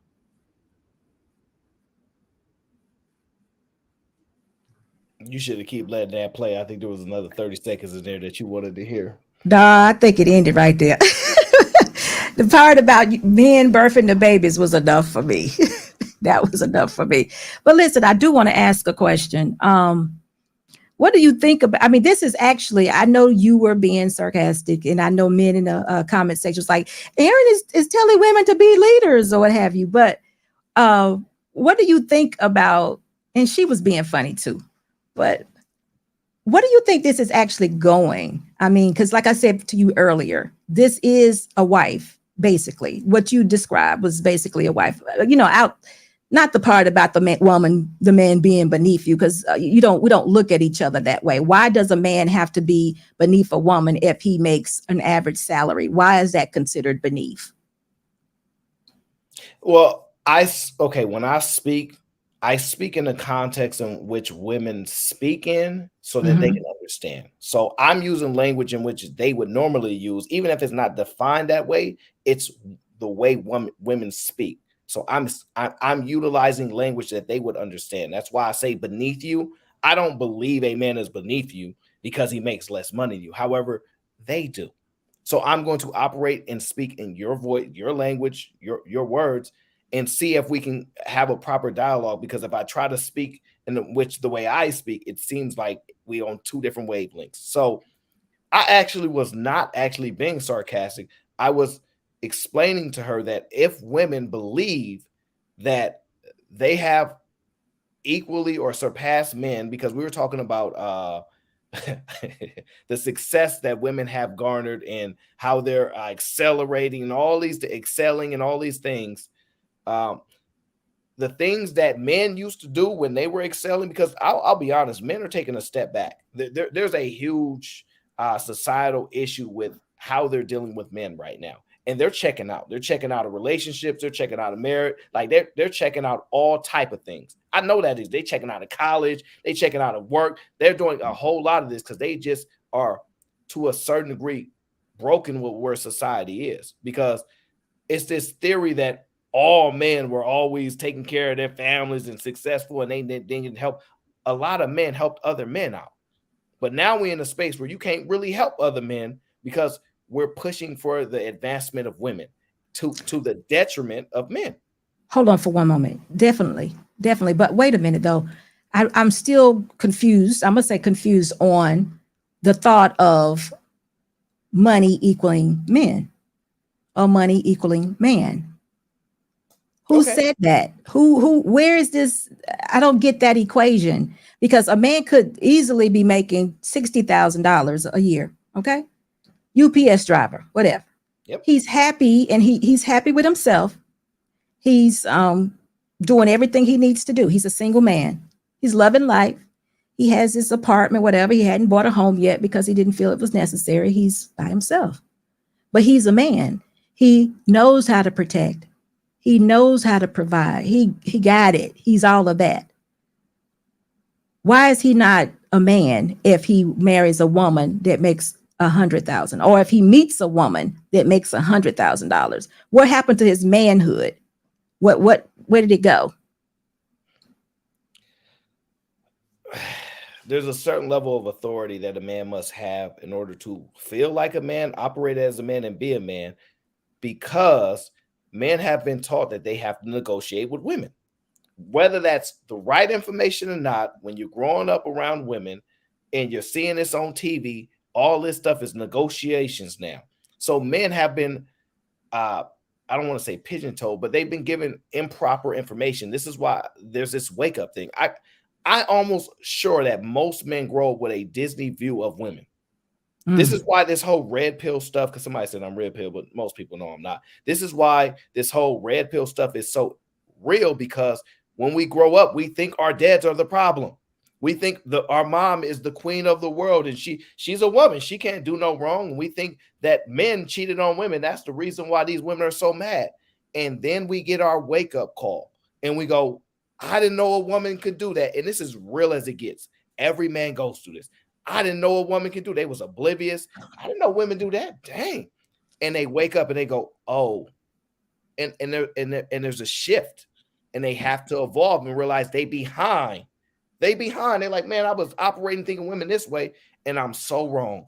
And now, so I got to ask you another question, because this is a ridiculous thought. Okay, first and foremost, but whatever happened to the woman, or is there a woman out there that would live within a man's means who was providing $60,000 a year as his income? So a man being a man and presenting himself as that and saying the woman that I'm attracting, or the woman that I'm going to be with, is going to live within my means, and he's going to lead with that. And that is who he is. And if you, woman, once we're vetted, if this is what you want from me as a man, this is what you can have. Now, are you telling me that women would look up at him and be like, nah, you ain't man enough? These women? Yes. So I like to use myself as an example. Like, I don't have a lot of value in things, right? I've elevated myself to a level of freedom to where I no longer get value from like buying a shirt or a jacket or this, and that. It's just a thing. It's irrelevant to me. The value, the things that I value are people, right? I don't think women have got to that point where the man is the most valuable to them in lieu Wow. of sacrificing everything else. They want both. And there's no reason you should tell a woman she can't have both. Why can't I have both? I deserve both. And I don't think we're ever going to get back to a point where women operate. The only value that I need is this person, when this person should be able to bring me these things and all. They want stuff. And I don't know how to get around it. I understand the economic impact of it. We're promoting women liking stuff, buying stuff, men on TV buying them stuff, saying if a man really like you, he'll do this. I don't want nobody to get me nothing. I don't want nothing. That's part of the reason I don't even celebrate my birthday. I don't want nothing because I value people, and I don't want to be stuck to the value in things that are meaningless, thinking that it has value. And when I removed all those things of wanting things outside of that person, their time, their energy, and that, I'm as free as can be. But when I want stuff from people and things like this, that's when it becomes limited. Now, only certain men can provide certain resources, certain things. And I don't think women have a tempered desire. I think they have a elevated desire the more and more stuff they may get. So if we can get to a point where a woman sees value in people outside of value in things, without telling her that she has to settle or she can't have it all. Because you tell a woman she can't have it all, she's going to get a man she thinks she's selling for, instead of she's going to get a man that is valuable. So I don't know how we balance those two things. Well, again, if a woman doesn't know her value, then she wouldn't know a man's. So if a woman feels like that she can be out being sexually liberated, making bad decisions, or being a man's equal, then she doesn't know her value also, because our value does go into building relationship and procreating with our with our man to produce children. So if we don't get that as women, then we will be as of no use to you, because we would never get the value. We won't. So that's actually where we're lost. We're lost there, because a man is a man no matter what.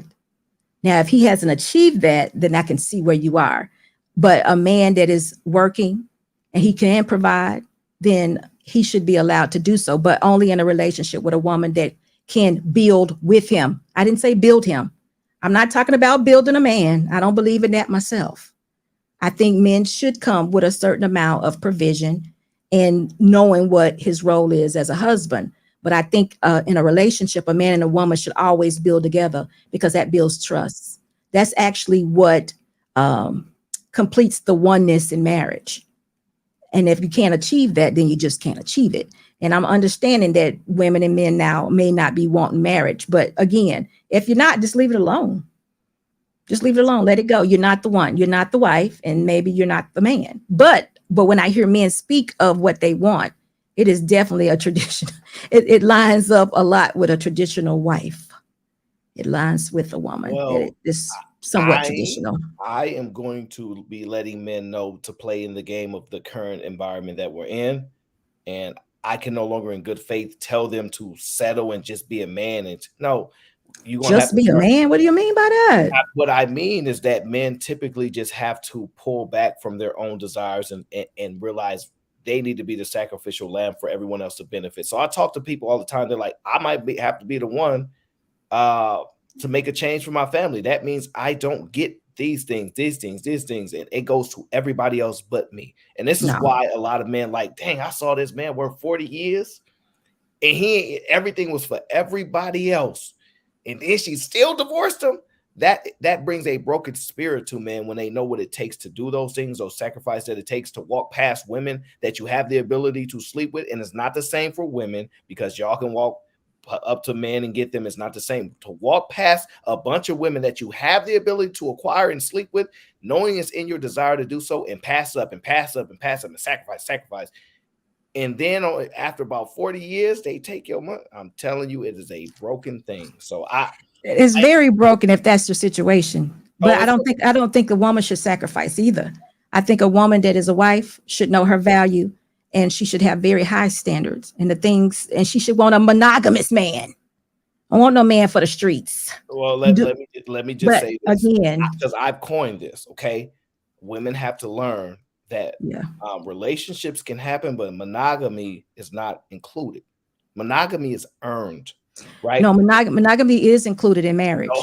If you get married, yes, it is. No, Yes, it is. I said okay. I said Okay. okay. I see somebody down there shaking their head. Yeah, it's fine. But the problem is, how many people you talking to that are married?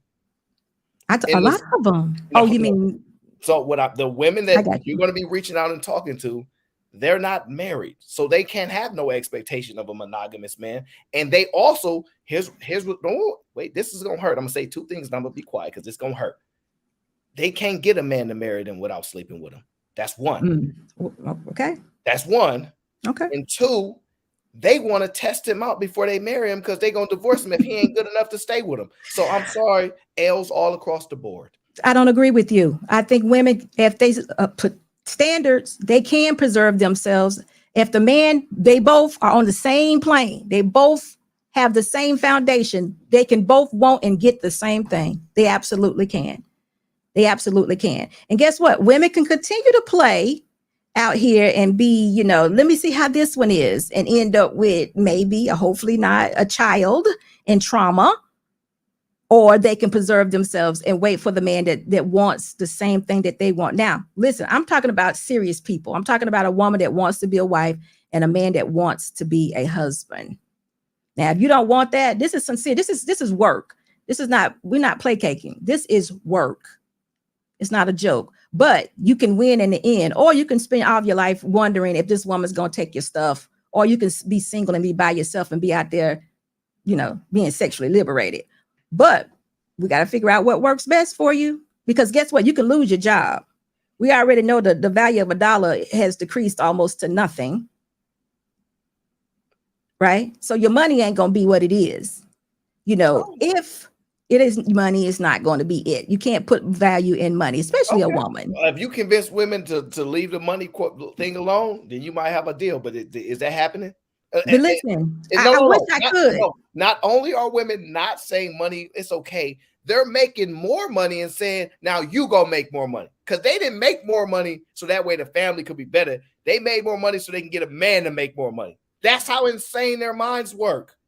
Guess what? You put it all in the same pot, you got more money. No, they not putting nothing in the pot with a man unless he make more money than them. It's still not smart. If you put it all together, you got more money. You think a woman gonna be making $100,000 and her man making $50,000, and let's put it all in one pot, baby? She gonna be like, can you make $101,000? And that way the pot feel like we both gonna lose if we lose. This how they think. I agree. I'm not. But sometimes somebody got to wake up and understand that. Hey, wait a minute. If he's willing to put his in the pot with mine and I only had half of what he had, then maybe he's a good one and maybe I should put it all in and just see what happens. A good man work 2-3 jobs to make sure. No, we don't want that. Be tired, come home, make sure I'm straight. And no, I'm telling that I don't want a man to play video games. Like I'm sorry, men like video games because it brings some solitary to their lives. They just want to. Not if he got a good woman. If he got a good woman to rub his bald head when he come in, take his boots off. He don't want to play video games 8 hours. Rub your bald head as long as she happy, because everything is deriving from her happiness. Nothing is deriving from my happiness. It's all deriving from what I'm supposed to do and what my duty is. I'm not happy right now, but that ain't got nothing to do with what I got to do right now.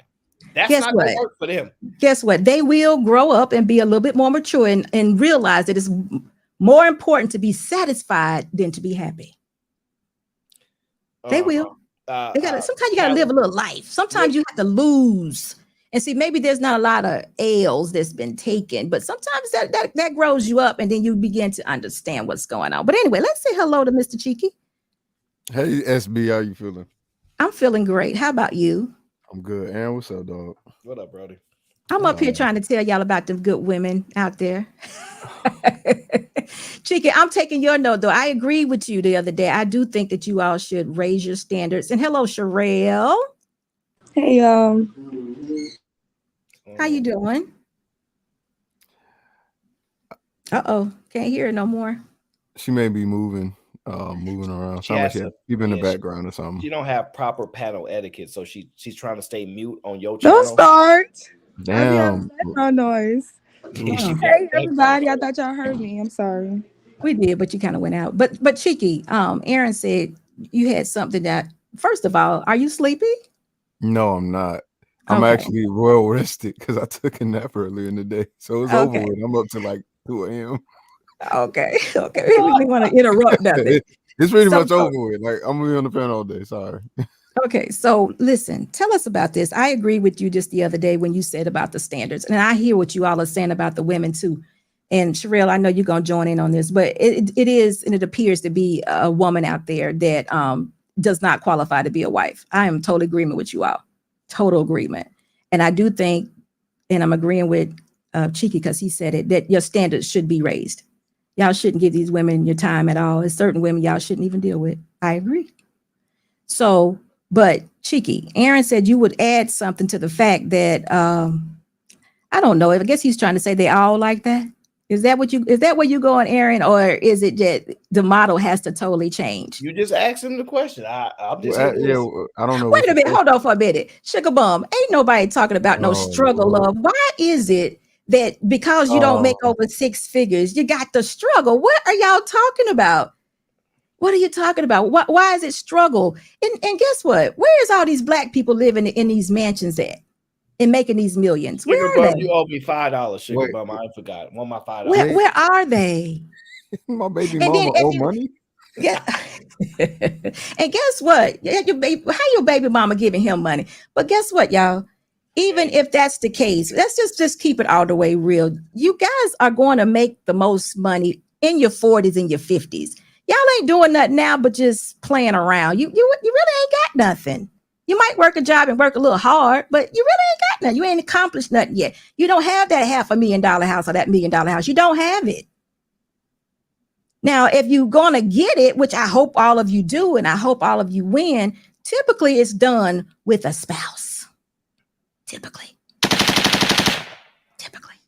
So I don't know what y'all trying to hold on to as of right now. You need to be getting yourself together, aligning yourself to be a wife, and allowing these men to be the men that they are supposed to be, I should say, and letting them take care of you. I never known women not to want to be taken care of by men. This is like so different. Oh, you ain't never known that? They don't want to be taken care of if it come with these conditions. I only want to take care of me the way I want to be taken care of. Is that That's just what the rules is. That's what the new rules is. I've never known that. I mean, understand if I need something from somebody, I gotta play by their rules.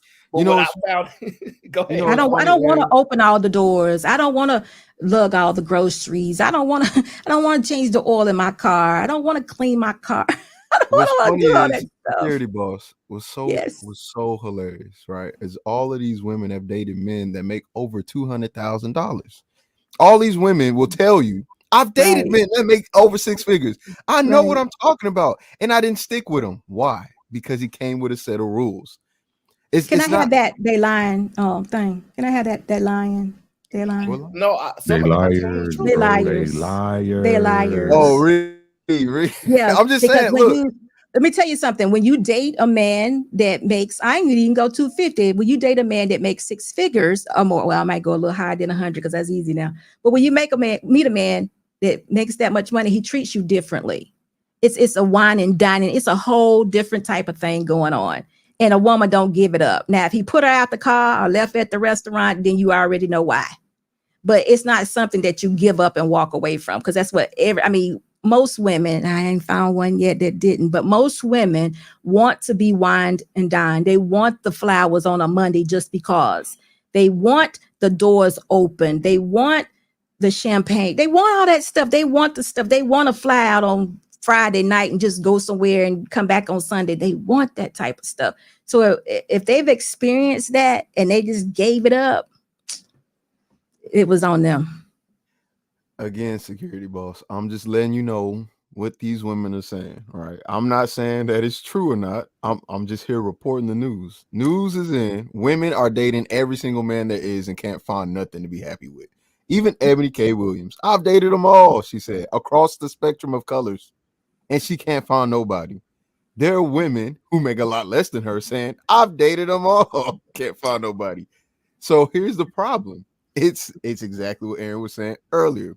They want these stipulations. They want to be able to stipulate what it is it means to be a man, while the man has no authority of being a man. You can't tell me I make 200,000 or even 100,000, and then I go, yeah, as a person that makes this much, here's your responsibilities. You go, I don't want to do that. Get a maid, get a cook. Go. I want everybody. I want people to. I want other resources to be used to be who I'm supposed to be within a relationship.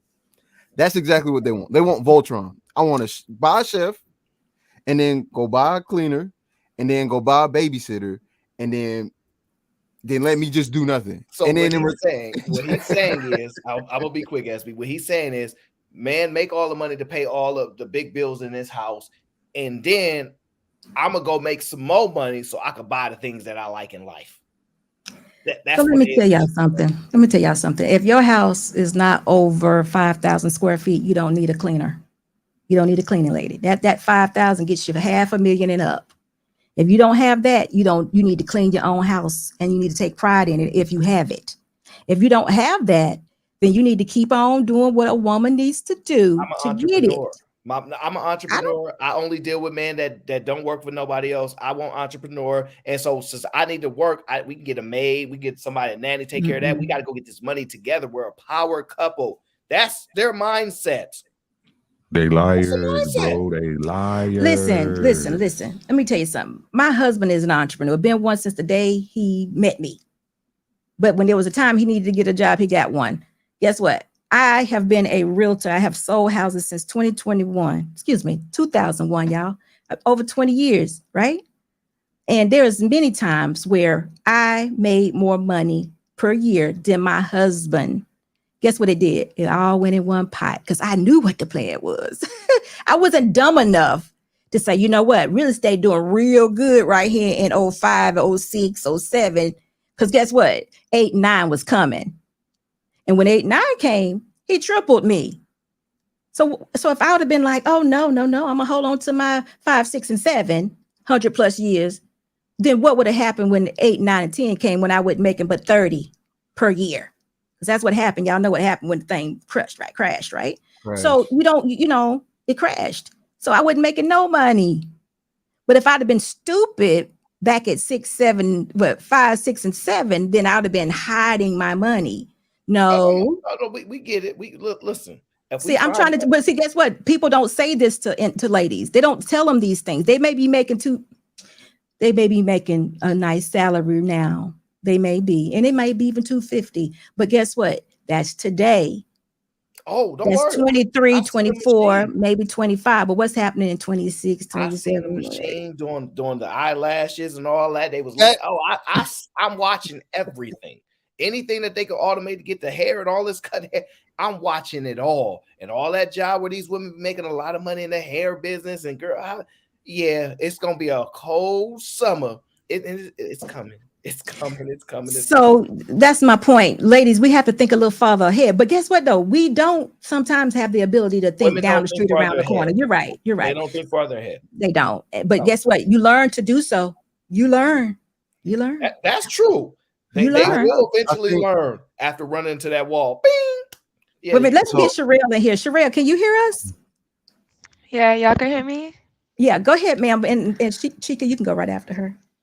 I just feel like they be gaslighting so much. Who is they? I just know, like, who is they? Cheeky and Aaron. They're like the 2 biggest gaslighters on the internet. I just feel like this. I feel like this whole concept of money is just like, I don't know where we find the women that be answering these questions, but the majority of people that work in America work at Walmart. Yeah, Walmart is like literally the biggest employer in this country. That's McDonald's being Amazon like the is third. the biggest employer. No, well, Amazon would be one of them, but Walmart and Amazon McDonald's is one of them. Walmart, McDonald's, all top 5. So it's like if 15% of people make over $100,000 a year, 15% of the country. So how are the majority of women dating men that make $200,000 a year?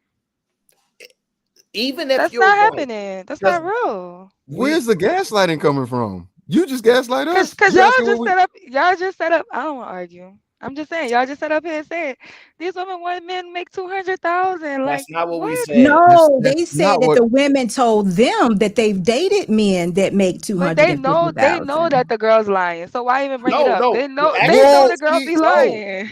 see, no, no. security We boss. don't Wait, security boss. actually know that. Hold on. I need somebody that's fair and is married. Did I say that? No, Did you anyone talk. on the did No, anyone on the panel? We just said mm-mm. what they said, right? Right. Okay, so if and this is also what women to tell us, we don't listen and we don't believe them. So when you start applying the things that they want us to do, now you have another woman saying you can't do those things. You know they lying. So it's like, wait a minute. So what's the truth around here? Do y'all want to be married? Y'all don't want to? Do y'all? I'm confused. So it's not gaslighting on my part. I'm just a news reporter. Don't get mad at me that the news is trash outside. Go deal with the But that's trash what. outside. But guess what though? Let me say this though, Cheeky. That is kind of true because you on the panel the other time that the last time you were on my show, you said something that women do and want, and as soon as you got it out your mouth, the men tell you no, they don't. That's the first thing they said was no, they don't. You was like, what? I'm like, what? Why would you say that? If they say this is what they want, we have to accept that this is what they want until we see otherwise. But that means that we're missing each other again because the women are saying the same thing. Sherelle just basically said it too, that you're gaslighting. You're not saying what's true or what you want per se, using other women. And men, y'all not listening to what the women are saying. I'm not talking about you two. I'm just saying in general, we already have seen that women can say X, Y, and Z, and the men be like, that ain't what you want. You don't want that. So SB, right? This is what I've learned from my short period, well, my year and a half of being on YouTube. Whenever it benefits somebody, it's always the truth. Whenever it don't benefit them, now I'm gaslighting and I'm lying. So when I say women are the most educated in our demographic, I don't ever add that extra part. I just say the most educated. Whenever I say women are most educated, they're getting more money. They're more out educated than men. No woman in the world goes, you're gaslighting me. No, they go, yeah, that's right. Yeah, that's right. Y'all need to do better. And then the moment I go, these women say they date men that make over $200,000 and be on panels talking about it. I'm not saying this is public information. All of these women have said these things before. Now, all of a sudden, now you gaslighting. Now you're not telling the truth. Out of the words of these women mouths, I just requote. And then I go, if this is the truth, this is, or what you're saying is true, here's the potential outcome. You can't make it both ways. You can't be like, yeah, we doing better than y'all. Y'all need to do better. And then the moment I go, y'all are saying y'all are dating men that make $200,000, and that's not enough for y'all. Y'all $200,000 isn't enough. So it's not about money alone. You want Superman.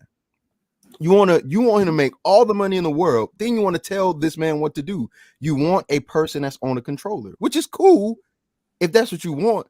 But the idea that a man is going to be that way and he acquired that amount of money with no leadership skills and no ability to have any control is absolutely crazy. That's just my thoughts, though. I don't want to gaslight nobody. Ask a woman, what type of man wants to make $400,000 a year? What type of mentality would he have to have? What type of motivation would he have to have? Could you describe that said man? And I'm sorry to say, you think that man be like, yeah, I want to get with a woman that don't do as I tell her to do, and most likely would leave me and take my kids away. That's what in their mind they think that makes sense because they don't want to be controlled. No, I think actually that's a man that probably wouldn't even be married. Actually, if he decided to get married, he would probably have several options or many women. Or he'll use it as a business deal like Bill Gates or anybody that got big money. You know what they do? I know I need a wife in order to get here or to some other rooms, but this is not my real chick. I got a real chick. I got another chick that I got and guess what? When that whole Melinda Gates thing happened, she wasn't shocked. She didn't go, no way. She was like, yeah, I know about her. He like her. He got with me because it was a good business deal. And he got with her because he like her. So listen, I suggest to women all the time that we need to build with our men. Would you suggest that they in some way build together? Would you call it that?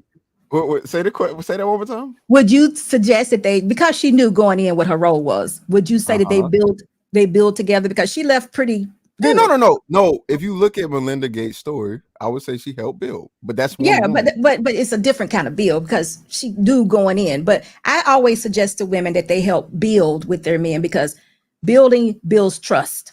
Okay, so let me ask you this, SB. Mm-hmm. Is the building, are you okay with building a building for two people and not one? Because you said marriage is No, monogamous. Oh, well then. no. The man that I marry or I'm suggesting to women they have to have a man that has provision. It can't be no bum. He has to have provisions. We're looking for men with standards. He has to have provision. I'm not saying he needs to be six-figured, but he could be a hardworking man at UPS. He could be a bus driver. Do you He could be what? understand that a Huh? man? Do you understand? I know you do. I'm just speaking. Do you Okay. understand if a man pay the bills in the home and he'll never go on vacation, he just fine. He just Mm-hmm. the bills is paid. We got some food. We not living lavish and nothing, but the day-to-day process is getting done. He look at life. That's a win. I agree. Women don't look at that's a win. They don't look at that as a win. They look at that. That's the bare minimum. Like their favorite line is, "You just want to do the bare minimum. You just want to do the bare minimum." That's their favorite line. Bare minimum is their favorite line. I hear that so much. I'm thinking to myself, what the hell is actually the bare minimum? Because I don't even know what that is. They just say it so much. And I might have to really do a whole show to truly understand what bare minimum truly is. But you know what, Aaron? If that's the case, then we have to be very, very intentional, men do, on who they impregnate as far as their wives, because kids only add to your expense. And if we don't have enough money to go on vacation at all or to enjoy each other, because I do think it's important that you and your spouse, husband, wife, enjoy each other. So if your woman wants to do something with you, or y'all go to the beach, Myrtle Beach or something that's not so expensive, or whatever the situation may be, I do think you guys should do that. I don't think that's all extreme. I don't. But again, I'm the one pot person. So if he putting all his in one pot and I'm putting mine all in one pot, we living together. What Aaron is hinting at is the simplicity of lifestyle I for know. men. I mean, And the problem is the complexity that women want today. Now, here's what I'm gonna say, right? Because we keep talking about these super high value extra 200,000. I'm broke. I'm gonna just be honest. I'm broke. I'm a janitor, so I don't want to talk about money because it makes me feel bad. So let's deal with the person that doesn't make that. Let's say the average person. I said UPS driver, 60,000. Okay, so SB, and that's the thing. The average person is a peasant to women in women's mind. They don't think that the average person is actually a person. They think he's a peasant. You're a plebeian, right? So If you look at how the mentality of women think today, right? Especially, God forbid that they're educated. Oh my God. And you don't have education, not only are you a plebeian, you're a peasant. You're special needs. Like you're sped. Did you heard what I told SB earlier, right? If you're not smarter than her, by default, you a dummy. And I give you the example. I'll give you the example.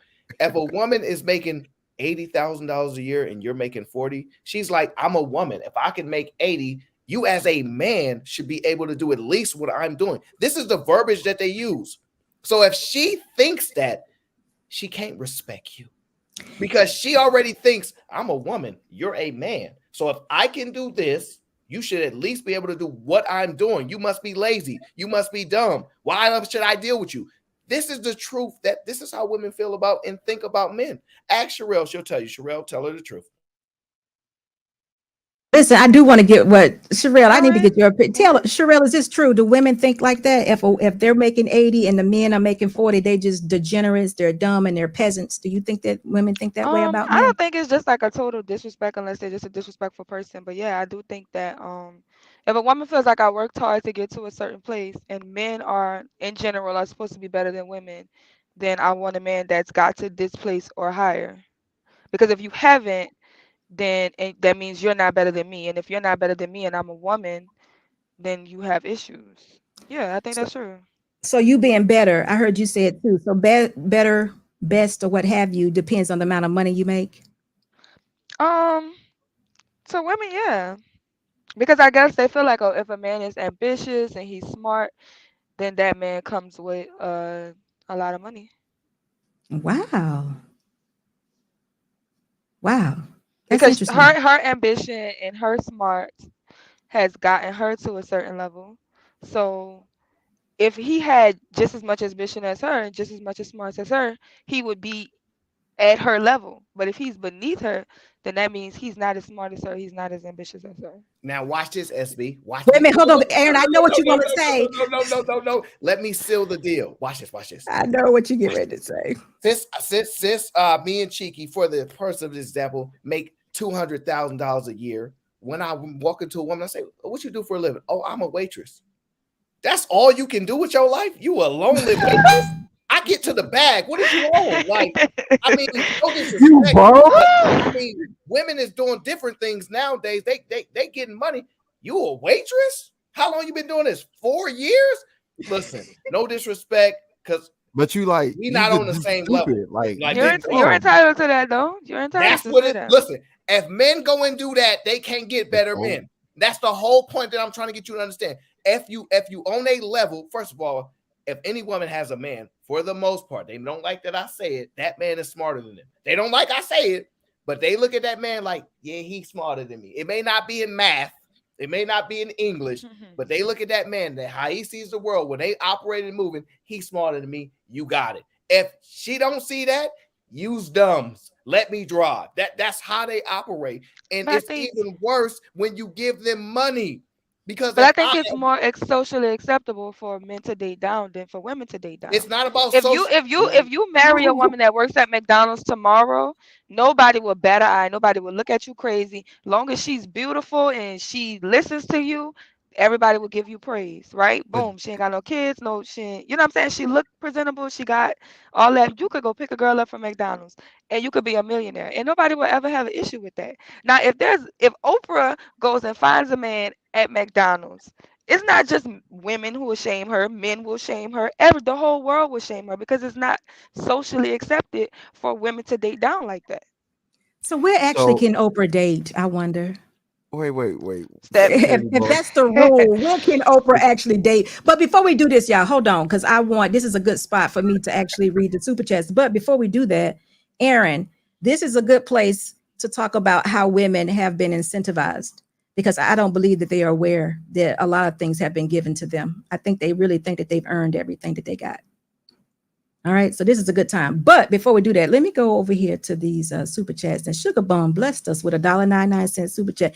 Disrespect women, funny, right? Okay, Sugar Bum. Oh my goodness. Thank you, Sugar Bum, for your $1.99 super chat. E, thank you for your $6.99 super chat. SB, Black women are the most unmarried yet have the highest divorce filings. What do you say to the Black men that want to marry Black women but have this in mind? Listen, I would say raise your standards. If any woman gives you any kind of pushback on your standards and what you want a wife to be, the blueprint for a wife, the woman that God says she should be, keep walking. Ignore her. Don't waste your time. Don't waste your time. Victim Olympics, thank you for your $2 super chat. We can't trust oldie goldies either. Oldie goldies, you can't trust them. Guess what? Don't. Go by your standards, raise your standards, and get some ethics about yourself, and you will come out with a good woman, I bet you. Marcus, how you doing tonight? Hello, everyone. I with SB. Jack, thank you so much for your $20 super chat. He said, I have to have too much respect for Aaron O not to support his YouTube endeavors. No homo. Do y'all really have to say that? I'm just wondering. You do? You have to say no homo? Oh, my goodness. Support your favorite content creator. I love SB. I wish you had a daughter so I could have a legitimate reason to respect a woman. Too many free spirits. Listen, Jack, you get the money line. I'ma run it every time. Give me mine. Going up, need no decline. Money line. I'ma run it every time. Give me mine. Going up, need no decline. Dearly beloved. Thank you, Jack. Jack, you got to give respect. That is something that we need to have for mutually, but definitely we want women to respect our men so we can get that good stuff back. How about that? BBB, what's going on with you? It's good to see you. Thank you so much for your $10 super chat. So you can't save them when they don't want to be saved. Sometimes it's better for us just to put certain folks in the hands of the Lord and get out of his way. You know what? I agree with that all the time. Thank you, BBB. Omega Dreads Gaming Channel. Thank you for your $1.99 super chats. Once you get the revelations, it's no turning back. But we don't know what it looks like beyond revelations, though. Again, thank you so much for your $1.99 super chat. I will not be Jesus on the cross. No, you won't. Thank you so much, though, for your super chat. Dr. Steele says this is why vetting is important before you start a relationship. When you vet each other, you are finding out the minimum you would sacrifice for each other. Thank you for that. Dre, what's up? I'm with USB. However, the culture is hypersexualized. Ooh, if he's not all of them, but anyway, if he's not putting it down, they will put him down. Sad but true. Outside ain't good. I like that. Crimson Family, thank you so much for your $13.99 super chat. Just showing support. Thank you. Machine 2, thank you for your $2 super chat. Me and making 200K don't want Lakeisha, want him out. Lakeisha, what about? Wow. You know what? I will agree with him with that. We don't. Y'all don't or shouldn't. Sugar Bum, Cheeky not. Now Sugar Bum, man, you're gonna fall slap out if you say Cheeky not marriage material. What is that? Why you decided to be his baby dad, mama? She security boss. She just mad because like I'll be trying to amend the relationship, but she don't want to fight for us. She's just so worried about her, and I got to take. I know, and then she's trying to make you wait and all that stuff too. I don't know about her. You might need to go get you another. It was too late. It was the summer of 06, and she was looking good, and she thought I had enough swag to smash. So, what? You know what? It depends. What color hair did she have that day? Was it pink, blue, green, or blonde? It was the red weave with the tracks. The red one. You should have known that I wouldn't have day. Yeah, but she was bad, so I didn't care about all of that. All right, well, we won't throw her away then. Yeah, that's what he is. The real Pookie, thank you so much for your $2 super chat. He says, go outside, Cheeky. Your queen is waiting. So anyway, here we go. Sherelle, you brought us to a good point because you said that women have worked hard and they have ambitious and they've gotten to a point where they're now making a lot of money and taking care of themselves. And obviously, I think what you're saying is they don't see that same vigor or ambition in their counterparts, which would be the black man. So that's why they feel like the man is mostly beneath them. And can we agree on that or no? Yeah, that's true. But that's okay. Just for the educated ones, because all black women are educated. There's some poor ones too. Okay. So, Aaron. They poor and educated. Thank you. They poor and uneducated. I will go not off, all of them are educated. I will go Aaron and off Cheeky, I don't got time for y'all today. I will go off up in here. Don't start. Look, man, Aaron, I saw it just like you saw it. That's dumb. That's the thing. I feel like this. Did you see me on Raw B channel? Can I say something? Y'all being rude. Now, what I feel like is every time we have these conversations, we either have the conversations with women who are $100,000 earners and educated, and I don't think that that's the majority of women in this country. The percentage of women who make over $100,000 in this country is only 11%. That's a very small percentage. There's not a lot of rich women, especially the black ones. And then I just feel like, or it's like the thoughts. It's like city girls. That's the only people we have conversations with. Girls that are like way too accomplished and they can't find counterparts, which is an actual issue, but they're going to have to deal with that.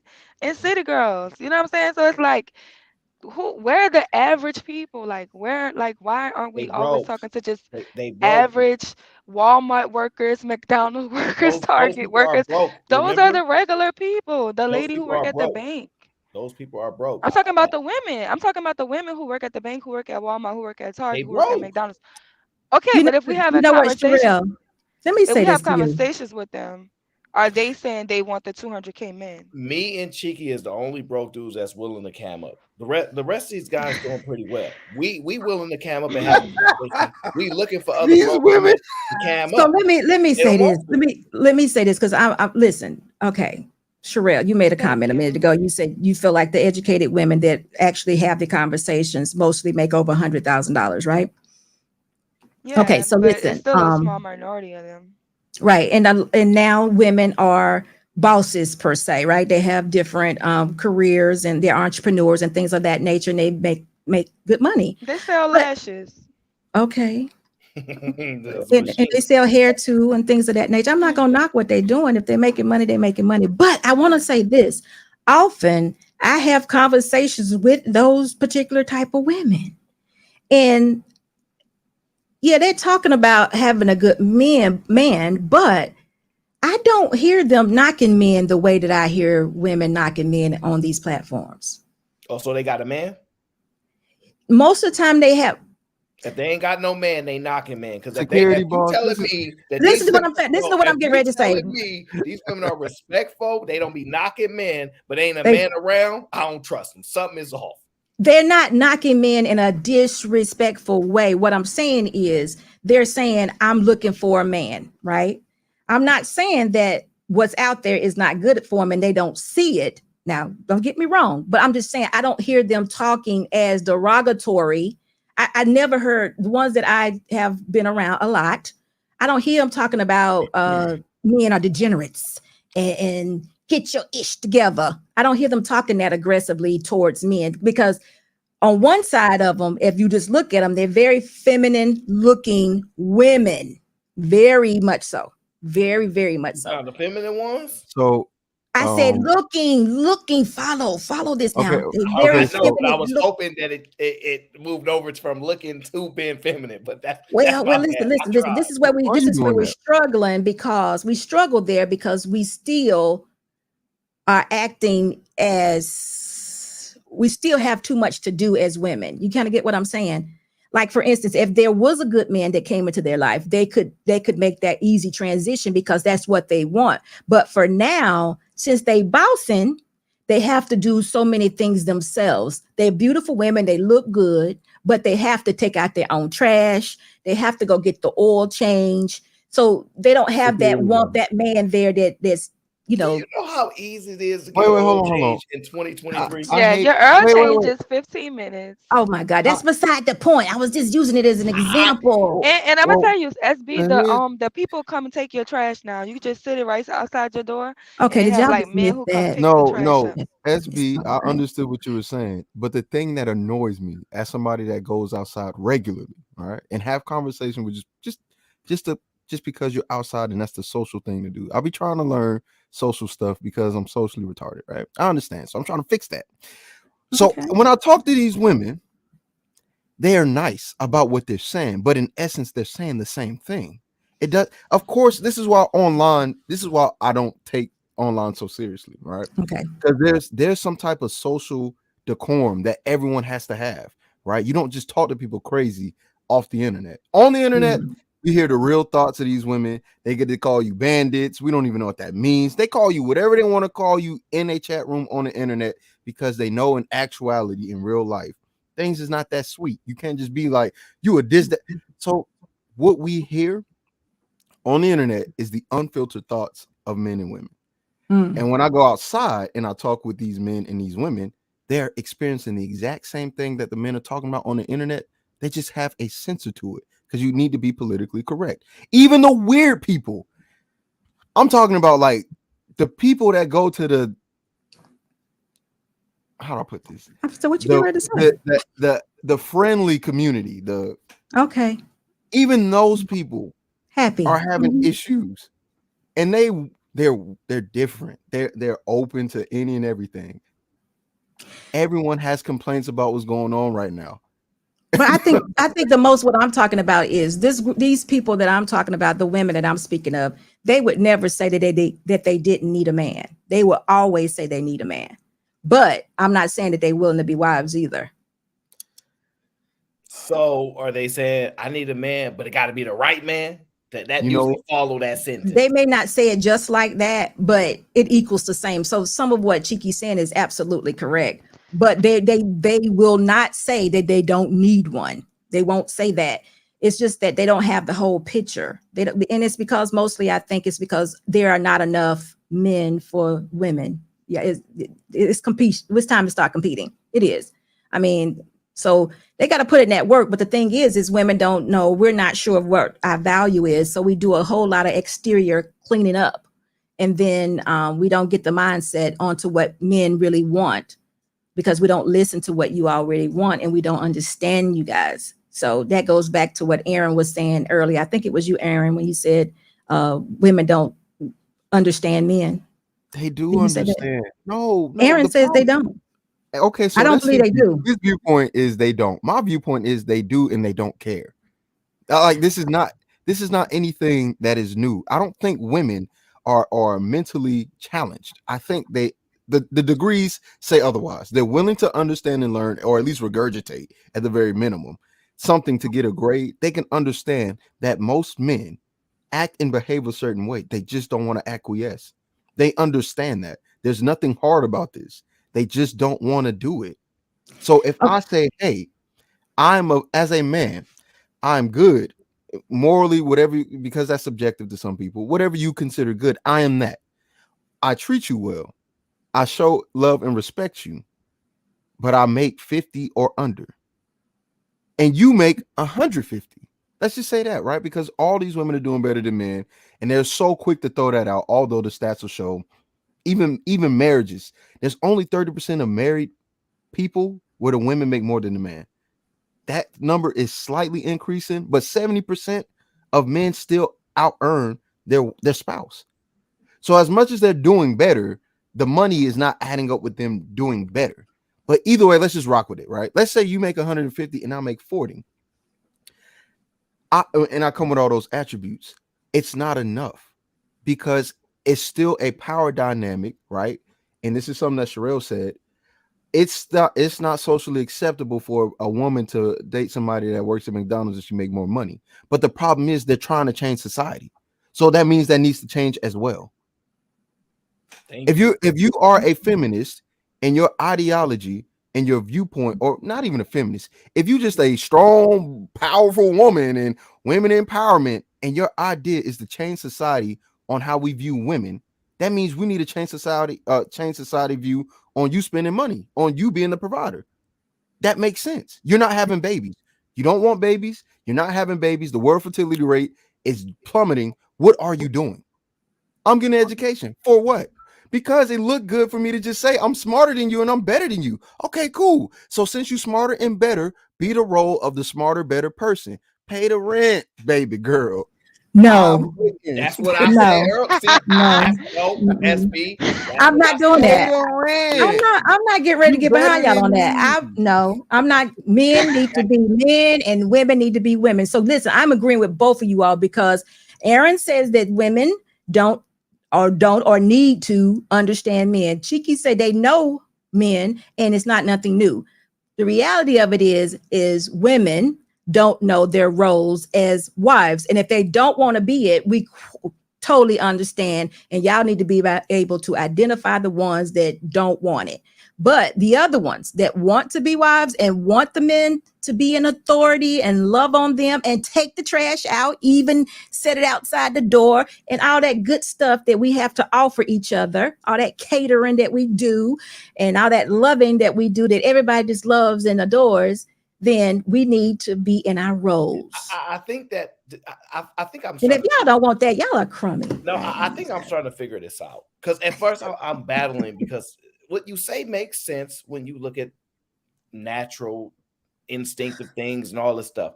But what I think this is what we're starting to not understand is that younger people evolve very quickly because of how technology makes our minds shift. Like the old phone, it don't work as good as the new phone, and we need to adjust to this new environment of the new phone. It's similar in relationships outside of the core things of being a human.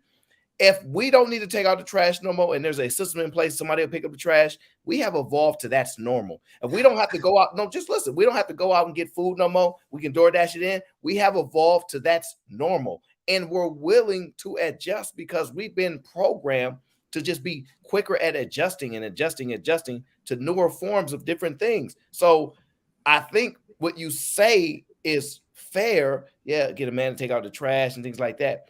I think women have evolved to saying, I don't really need a man to do that no more. It may feel like I do, but honestly, I've evolved, and there are so many other systems, other mechanisms in place to help me operate in lieu of this said action. So I no longer require men to have to do this. So I extremely want a man to do this, since I no longer require the other ancillary things that would have made him more attractive. Now, because I can pawn that off to 4-5 other places, I really need 80% to you to really do this one thing that normally I wouldn't be so stringent on, because you did so many other things. But since that has been eliminated, I think people are more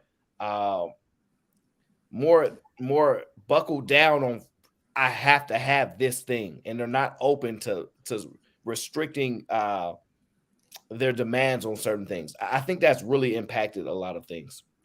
I agree with you, but we shouldn't be concentrating on necessarily the trash. It wasn't about that. It was just about it was about the companionship. But I got a question for you.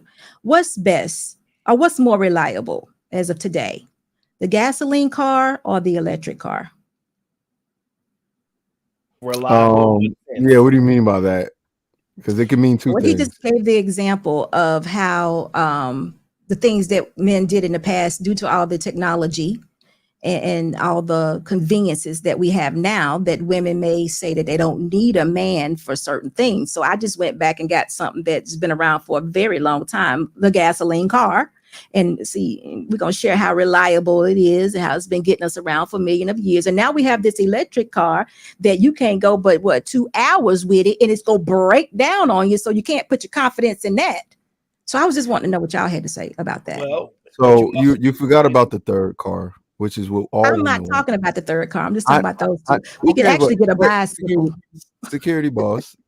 I know you're not talking about this too, but I'm gonna tell you how the answer is going to be answered, because that's how women answer the question. There's a hybrid. There's a hybrid car. There's a gas car and an electric car, and it really is a hybrid car, and that's what they're looking for. And guess what? Here's the added thing. We go to this is what me and Cheeky do. In California, in a few years, you're gonna only have an electric car to purchase new. So where I live matters. I said today. I know, and guess what else? Them hybrids are the ones that you at the stoplights catching on fire. Check it out. The whole thing. See, that's what we do it right there. Mr. Boss told you, be blowing up. Them hybrids is the one that blow up at the stoplights. So look, but that's no. But here's the counter that. But that's your hybrid. That's not my experience. Look. That's not my experience. I know it's not that. I just went with what you went with, because you said what is best and all these conveniences and the norm and all of that. Because guess what? I have been known to create my own reality just because everybody else is out there doing this. You know, some want to get on this, public transportation. They don't even care about a car. What about them? They still getting where they want to go. But my point I'm trying to make is sometimes things are just good. And if you can have that, then you should create that. We shouldn't always look for conveniences. The microwave is killing us right now. Y'all know that.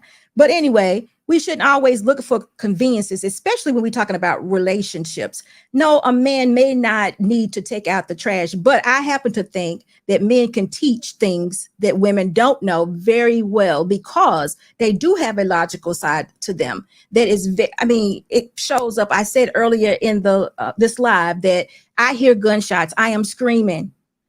Mr. Boss is pulling his weapon. It's just automatic. Now, I would hope all men have that kind of a reaction. I don't know, but it's needed. It is something that women need. They need to know that they need to be covered, and we don't have what it takes. Just, you gave the example, Aaron. Some women don't even know they need to look at the car that's riding beside them to see if the man is or does have a gun or whatever. They just be driving. Don't be looking at nothing around. And guess what? We're getting hit over the head. We working at what? Home Depot, Lowe's during the day, and men are attacking or what have you. Women now are jumping out the car with baseball bats attacking. Let me tell you, a woman could never attack me with a baseball bat. I would never be that defenseless. My head is so much on the swivel. So we do need to be taught certain things. It's a reason why we both exist and we exist together. So all the conveniences in the world doesn't take that away. But one thing, Matter of fact, her statement was, I've never ever had that problem. I've been driving this way for my whole life, so I'll be just fine. And what that means is that if a woman is operating without a man for a substantial amount of time, she's adjusted to not needing to be protected or thinking it matters, because men know it only take one time. For women, it ain't happened to me yet. That's not my experience. Like me and Cheeky don't be like, that's not my experience. We be like, yeah, bro, that could happen, because we understand anything could happen. So let's put some stuff in place to prepare for any type of thing. We don't want to say that's not my experience, but that's all we hear all the time. I agree with you on that. I totally agree. So you're right.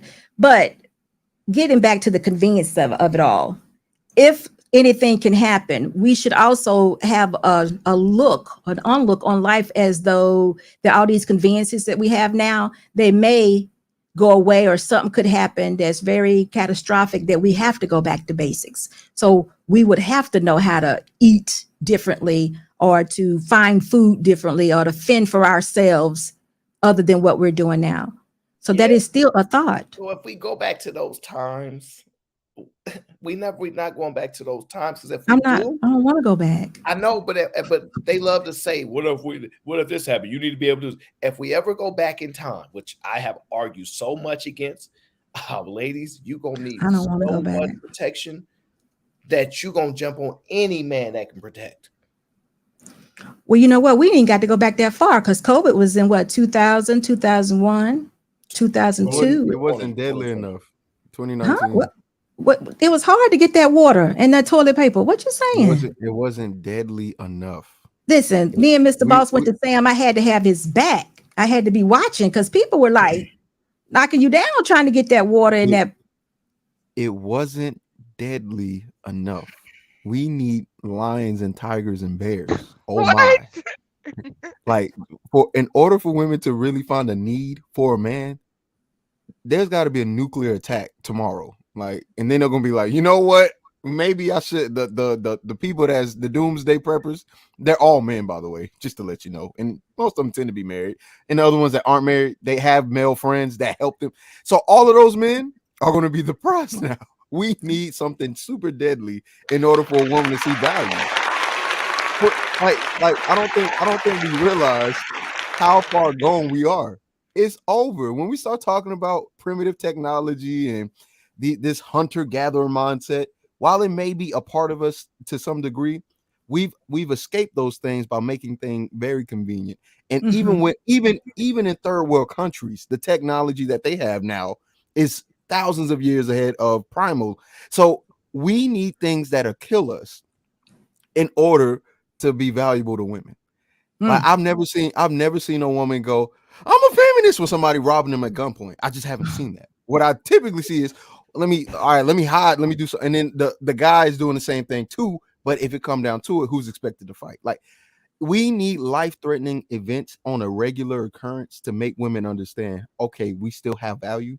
Because as of now, when you get a degree and you're sitting at a desk, or you're doing a corporate job and you answer emails, the first thing popping in your head is not, oh no, a saber-toothed tiger's coming after me. It's, oh, well, I got to go get something else done. We're not living in those times anymore. And since we've made those things very leveled for across the board for both men and women, although women are getting all the, like you were saying, they're getting all the benefits. There's a push, there's an initiative. They email you about the initiative. They have no problem. Women empowerment work that I'm like, this is sexist. I wouldn't know. I'm a janitor, so when I be walking my people's computer, I see it. So what I'm saying is, we need something more dangerous. COVID was not dangerous enough. We need something that'll like. I mean, it was good enough for me. I understand what you're saying, though. And I agree. Look, I enjoy being married. I don't know. I don't want the struggle. People, listen, Sugar Bum talking about struggle love. I'm talking about struggle being single. What? Listen, I don't know. Sherelle, what you think about this? What do you think about the incentives that women get? Cheeky, the janitor, has just told you Cheeky's a janitor and he got a baby mama here in the comment section. You're right. My baby mama is lovely. She but really what do you think about that? What do you think about these emails he say he's seeing? as he walked by, have the women I are being incentivized. I don't think that COVID was that bad, to be honest. It was lit. It really wasn't that bad. So you didn't have to go to the store and get the water and the toilet paper and stuff like that. You didn't have to do that. We pretty much stocked up before it happened.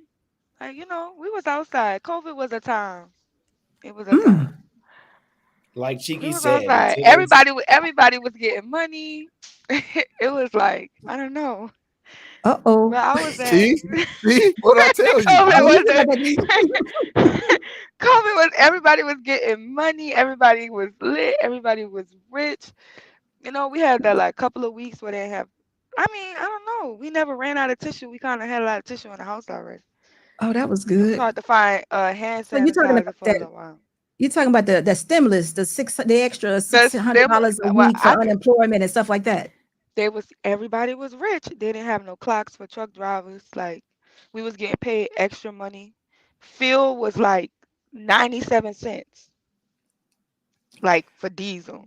It Oh, was wow. it was a See what I time. said?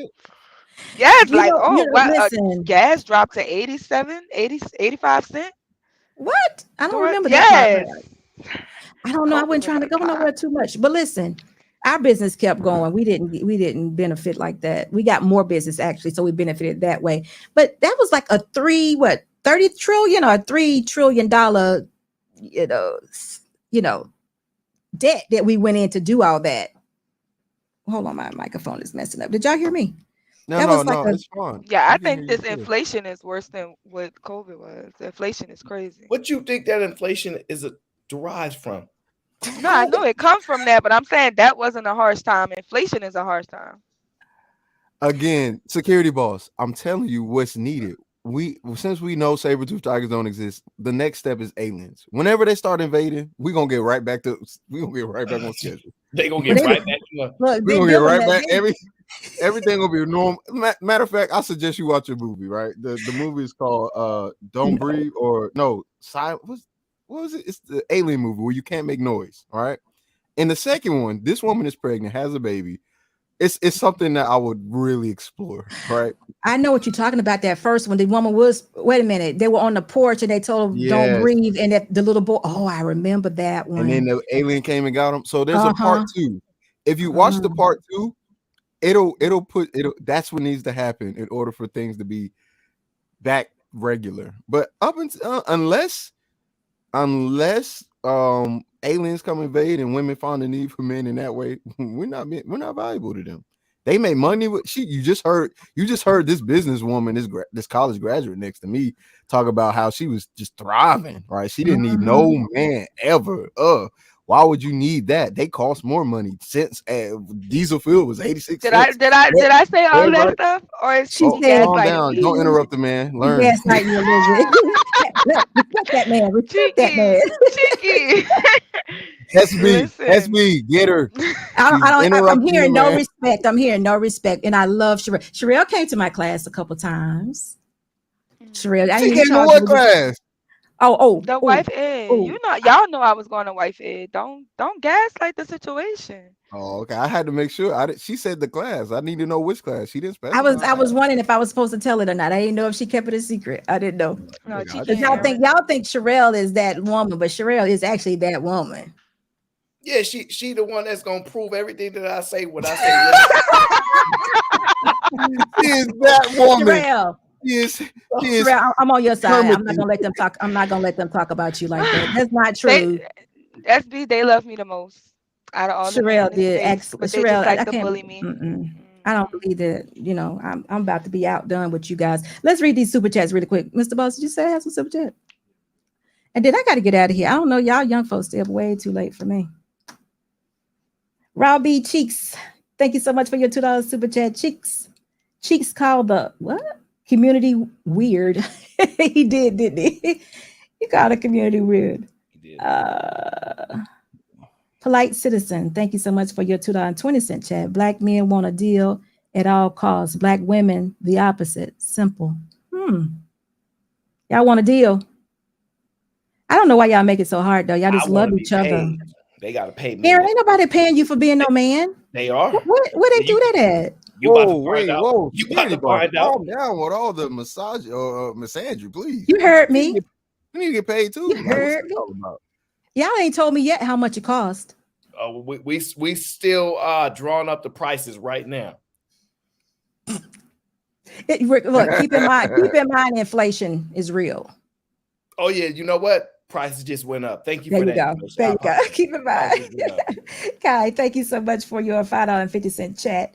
Excuse me, super chat. Young women may not feel the need for men. But successful women, 40 plus, I know that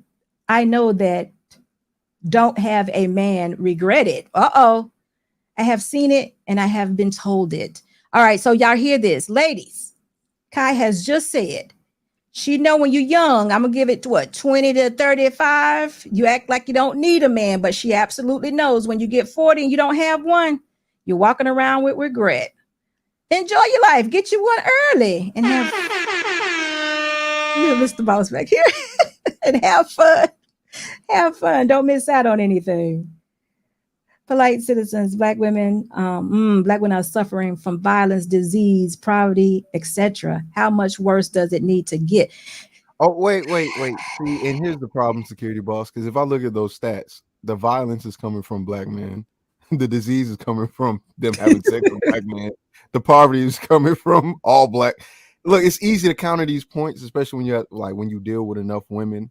The violence is coming from, statistically, it's coming from black men. That's not a lie. That's not false. The disease, I guess they dealing with each other. I think they buy. I already told you what I think. So they may be passing each other. Wait a minute. You saying they can pass it? Whoa. I don't even want to know. They passing their own diseases. And then poverty, I don't know. You can be educated and broke. There's a lot of them out there. But the violence thing, you can't really use that one because then they'll be like, well, it's black men that's causing violence. And statistically, it's true. Well, the question though is how much worse does it need to get? Listen, I don't wish this on anyone. I happen to think a husband and a nuclear family would take care of all of that. Don't y'all think that? I mean, where would the balance be? You know, it's possible, I guess you could marry a man that was suffered from DV, but I would hope no one would marry a person that would want to beat them or be abusive. And I would hope you would vet well enough that you wouldn't be caught with that type of husband. But the disease and what, Aaron, are you saying something? No, you find it just, you at the ages of 18, 19, 20, 21, 22, women then graduate college. They are now able to get these HR jobs, few years, they making 90, 100 grand at 26 years old. How you know HR? Right? Yeah, I had to, right? If that is the case, no children, freedom, some money, ain't got to listen to no man tell them what to do. What do you think these women want? To go and have to deal with a man that has rules, authority? No. This is why Kai put that chat in there. The young women they ain't checking for men. Oh no, hey, I want to build something. I want to make sure a man is structured in my life. They not checking for that. They got that bag. They ain't got no children that's holding them down from going out of the country, because all women love to travel because they all travel. I've already proven that. Every woman travel. You like to travel? Yeah, I love traveling. Ask any woman if they love traveling, they're going to start going off about all these places they ain't never traveled to, right? They don't want to. But here's the problem. They still want to open their legs. And I know that sounds crazy. I have to keep repeating that. If they happen to close their leg for 10 years and then go, okay, where my husband at? I believe they have a very, very much higher chances for that to happen. The problem is they want to have fun on the boom, boom room a few 5, 6, 7, 8, 9, 10, 15, 23 times, 27 times, and then find a husband. And by the way, they're making that part of their requirement. You can look these things up, security boss. Women do not want virgin men. You can hold on, wait, let me finish.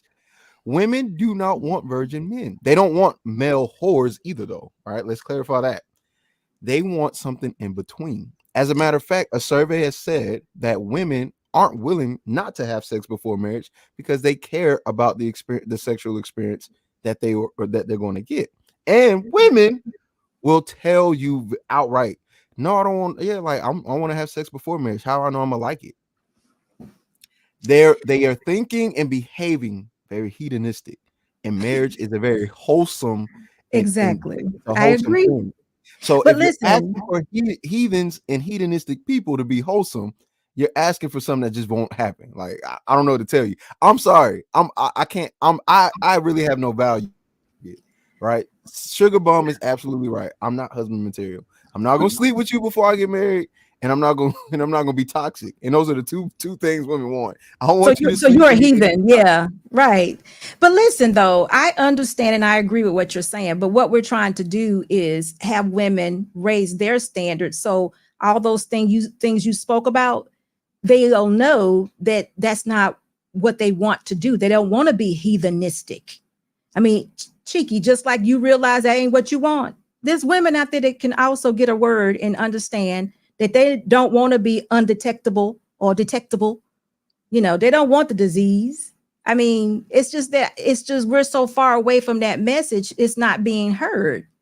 But if somebody listen, can you clarify that last part? You said they don't want to be detectable. What you mean? Can you? you know that the HIV commercial, okay, I got they be saying take this pill and you'll be undetectable because they're made everything that is wrong right. Instead of telling you not to participate in something, they gave you a way to participate in it to supposedly make it better for you. But we have to understand that it's not making it better for us. I mean, so the thing is, you don't want HIV, right? So why not teach not to do this in order to get this instead of telling you, oh, we got a pill now that you could be undetectable. It feel good, security boss. Women like sex too. It don't feel that good. They feel good enough The for them to try. The pill not for women though. Listen, if someone told you all or anybody that right before you have sex with this person, but they get it from the women. This could be the one that gave you HIV. I bet you they would not do it. This could be the one. It's just like that Russian roulette. You know how you put the ammunition in the gun and you spin it around and you be like, that could be the one. See, that's how you should think about it, because there are so many women and men who did not think about it and they are affected by this, and it's not okay. It is not okay. But they'll have the commercials and they'll be smiling and they'll be doing all this, making y'all think it's okay. It's not a death threat anymore. You can live your life this way. Really? Then you have another woman on TikTok saying, yeah, your wife got it. I gave it to her and I gave it to you too. All y'all sick, just like me. Come on. What? Let me get back to these super chats. Red, thank you so much for your $9.99 super chat. Wait a second. I hear this too much. We need a nuclear family. Yes, regardless of status. If a war has to break out today, African Americans would be nearly wiped out. Black men don't even have that type of ammunition or protection to begin with. Oh, I don't know what black men you talking about. Black men around me have exactly what they need. And I'm going to try to get Mr. Boss to build a bunker so we can all be free. This is a ridiculous statement, though. They would have got rid of us a long time ago if that's... Go ahead. Go ahead, Cheeky. You was getting ready to say something? I'm just saying, it was, again, it's one of it doesn't matter, because I didn't say African American. I said men, right? Because what black people tend to do, which is why it annoys me so much, right? Black people are so closed and simple-minded sometimes. Very narrow. And it makes me just think something got to be wrong with us genetically. I don't know what it is. How can you focus only on one thing, knowing that everyone is having the same complaints? I don't hang around just black people, right? I like my life. I like feeling safe to some degree, especially black women. You know what I'm saying? They all fight too. So I'm not safe around black people. What makes you think I'm gonna just stay around? No, my crowd of people I hang around is diverse. So everyone's having issues. Everybody, stop thinking that it's just a black woman and black man thing. It's not. I just told you that even the weird, like even the happy people, they're having their own problems.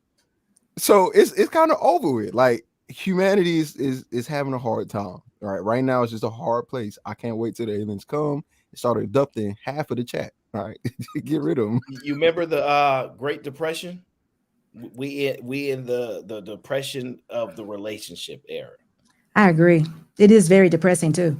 But guess what? Hopefully we come out of it. And it's going to be different. So Aaron, I agree with you with that. But I still think the basics are the basics. And the way that you were created is still That's what's going to be applied. A man is not going to change. And if they do, then this is a big problem. We got to stop it. And I do realize they're trying to get rid of the masculine man. I already know the war against the masculine man. I get it. But that's what y'all need to fight, the war against the masculine man. And then women need to just become women and wives and stop trying to be equal or equivalent to a man. And I don't know why y'all want that job anyway. But anyway, how can we fight up? Oh, we got one more from the chat to read. Go ahead. How can we what? How can we fight what? How can people fight a battle that they can't see? Huh? Like how can people fight a battle that they can't see? Why they can't see it? What do you mean? I can see it. For example, Aaron, or not even Aaron, but Aaron would know because of his particular job. But stats have already come out that financially, women are not the most apt all the time, right? Like they're the biggest consumers, the biggest spenders, right? When it comes to debt, the debt to what do you call it? The debt to income ratio is it's incredible, right? And they're not. It's not like it's business expenses, or it's not like it's loans to start a business. And I'm sorry, I know we have this idea that every black woman has a business, whether it be eyelashes, weave, but they don't, right? Some people are just going in debt because they want to buy a new TV. So when it comes to financial decision making, right, and there's two things that tend to happen. Men are more risky when it comes to financial decision making skills, which means a higher risk, higher reward, and women are not. When it comes to spending money, women tend to spend more money than men, and men tend to conserve more money unless they're making investments, which they make a lot more risk involved, which means so everything from the invisible thing that he's talking about is money. Like money is not a real thing to a lot of people, especially women, though, right? It's something that's on your debit card that you just swipe. It's not something that's tangible or you understand.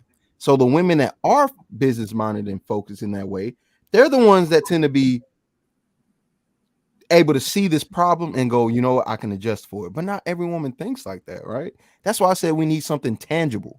You do realize I didn't say a financial scare because we're already there. Once this bubble busts, we're broke. I'm already broke. I'm gonna be homeless. So what we need is a legitimate physical threat, because that's the only thing that women will acknowledge. They will acknowledge alien. If something come down and suck Aaron up out of his room and an alien pop on the screen. Pause. Security boss. Security boss. Security boss. We will believe that, right?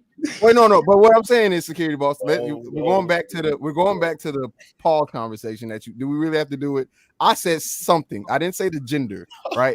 They gay for thinking that. But what I'm gonna say is, we need some physical, tangible thing to just grab and scare women, because it can't be loneliness. You don't know how to measure that till you're 40. Unfortunately, it can't be STDs because you don't see it until it start burning. It can't be what do you call it, like integrity, because they don't care about it and it's not something that's tangible. It can't be character. We need something physically to literally kill a bunch of people for them to go, it's real. And then even that may not be enough. If God came down from heaven again as Jesus Christ, reincarnated for a second time, and he said, yo, y'all messed this thing up, women are gonna be like, this nigga ain't this, and it's gonna be crazy. They that disrespectful. Okay, so you don't think, so they always, the feminist group, they're always quoting black women are being deleted 5 every hour, or 5, a certain amount every hour. That's not enough. All these women, black women that are disappearing in these major cities like Detroit and Chicago, 21 of them gone missing in 30 days, and they're not, is this not relatable, or what? Women being attacked in Walmart, women being attacked on the bus for just no good reason. This woman was driving down the street. The man came outside and shot her in the head and said he got tired of people driving down his street, especially women. Okay, that ain't enough. That ain't it. You don't think that? I don't think fear mongering is going to work. These are true stories. I'm not trying to fear monger. I'm trying to tell someone to get a husband so you can move differently. So actually, what Sherelle just told us exactly what women think. Take that small outburst. She's been quiet the whole time. She felt a need to insert Aaron, that. Right? Whoa. Let me finish my sentence. So what that means is I don't think fear monger is going to work. Ties right into what Cheeky was saying, because they need something tangible to know it's real. They don't understand that this stuff is real until it's too late. And they don't believe there's a such thing as too late, because they even redesign too late. I see women having children at 45. Like, they redesign everything. Everything is a redesignable. Like they don't redesignable. Yeah, exactly. Because everything. No, see, that's what y'all think. You try to. People are always trying to redefine marriage. They are trying to redefine traditional. You are exactly right. I was like, no, it's just not what it is. But even Sherelle, women. Yeah. Oh God, you're right. What pronoun are you identifying with today? Them or they? But wait a minute, Sherelle, I got a question. I want to say this to you, and I want you to go ahead and answer. That was not for me to tell you, that was not fear mongering. These are things that I actually hear and see on TikTok and on the news and other places. I just don't think that as women, we're actually relating to those things as it being an issue of where we're living right now or what's going on. I don't think we're getting that that's the energy of where we're going on. You got to remember something. There is an energy out there that women are totally disrespectful, and not all minds can handle that. Not all minds can handle that. So sometimes we have people that are not mature enough. There's mental illness. There's a lot of different things going on, and people will lash out at people that they seem or deem to be their enemy. I'm not saying it's right by no means. It's terrible, actually. I don't like it. Every time I hear about something like this, I'm hoping and praying a woman get a husband so she can move different. I'm even a woman in Home Depot in the middle of the day working. There's nothing wrong with her working at Home Depot, but I'm saying to myself, God, if she had a darn husband, she probably didn't have to be at work. This man almost kidnapped her in the middle of Home Depot. It's just me talking. It may not be real, but I'm just saying. What women hear when you say, get you a husband, they hear, you think a husband can fix anything. That's what they hear. Like, they believe that a husband ain't all that. Like, it's good, but I mean, come on now, he can't save you from this. What if he go away? What happens then? They don't believe a husband is as valuable as you believe it to be. So, but you know what that says too? That also says that they're not hitting on anything. See, I think I'm darn near great. So the man I'm attached with, he gonna be the bomb also, and I'm gonna make sure he understands that, babe, you the bomb all the time. That's just how I'm gonna feed into him, because I'm not gonna be with a piece of man. That's crazy. I'm not a piece of woman. So who else am I gonna be sharing my life with? That's crazy. Why would you dog the man that you sleep with, give your car to, whatever, share your life with? Why would you dog that man? Because it's not about, it's not even about man valuable. Well, it's not, so they don't find men valuable for marriage, right? The concept of marriage to women today is not even, so like, it's not about men when it comes to marriage. It's about marriage itself. They think marriage is not beneficial to them at all, right? They're quick to pull up this article that says men benefit more from men benefit more than women. And then I can find another article, which I have, and I do have it in the tuck. So whenever they say that, I can just pull it up, that women benefit more. So it's subjective, right? But it doesn't matter, because they'll pick the one that goes, marriage is not a benefit to me. It only makes me a slave, and it only benefits you, right? And so their viewpoint on marriage is, if it's not for me, if I don't benefit from it, why would I do it? Now, when it comes to men as a whole, their viewpoint is, he's good for penis, and if he got enough money, he's good for penis and money. But they have found a way to circumvent marriage by going, I don't need a man for marriage. I just need a man for sex.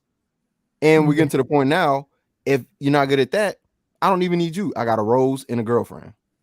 And they've circumvented the money. And it don't go down. It don't go down. Sure they get that child out of it, because they still can live a good life as long as they get a child by a man with some money. This is why they always say, I want a man with money, not because they want to be with him, because if they leave him and they get a child, there's money coming into the home. That's their strategy. Ultimate strategy is, make sure I don't have to deal with the impacts of life totally by myself.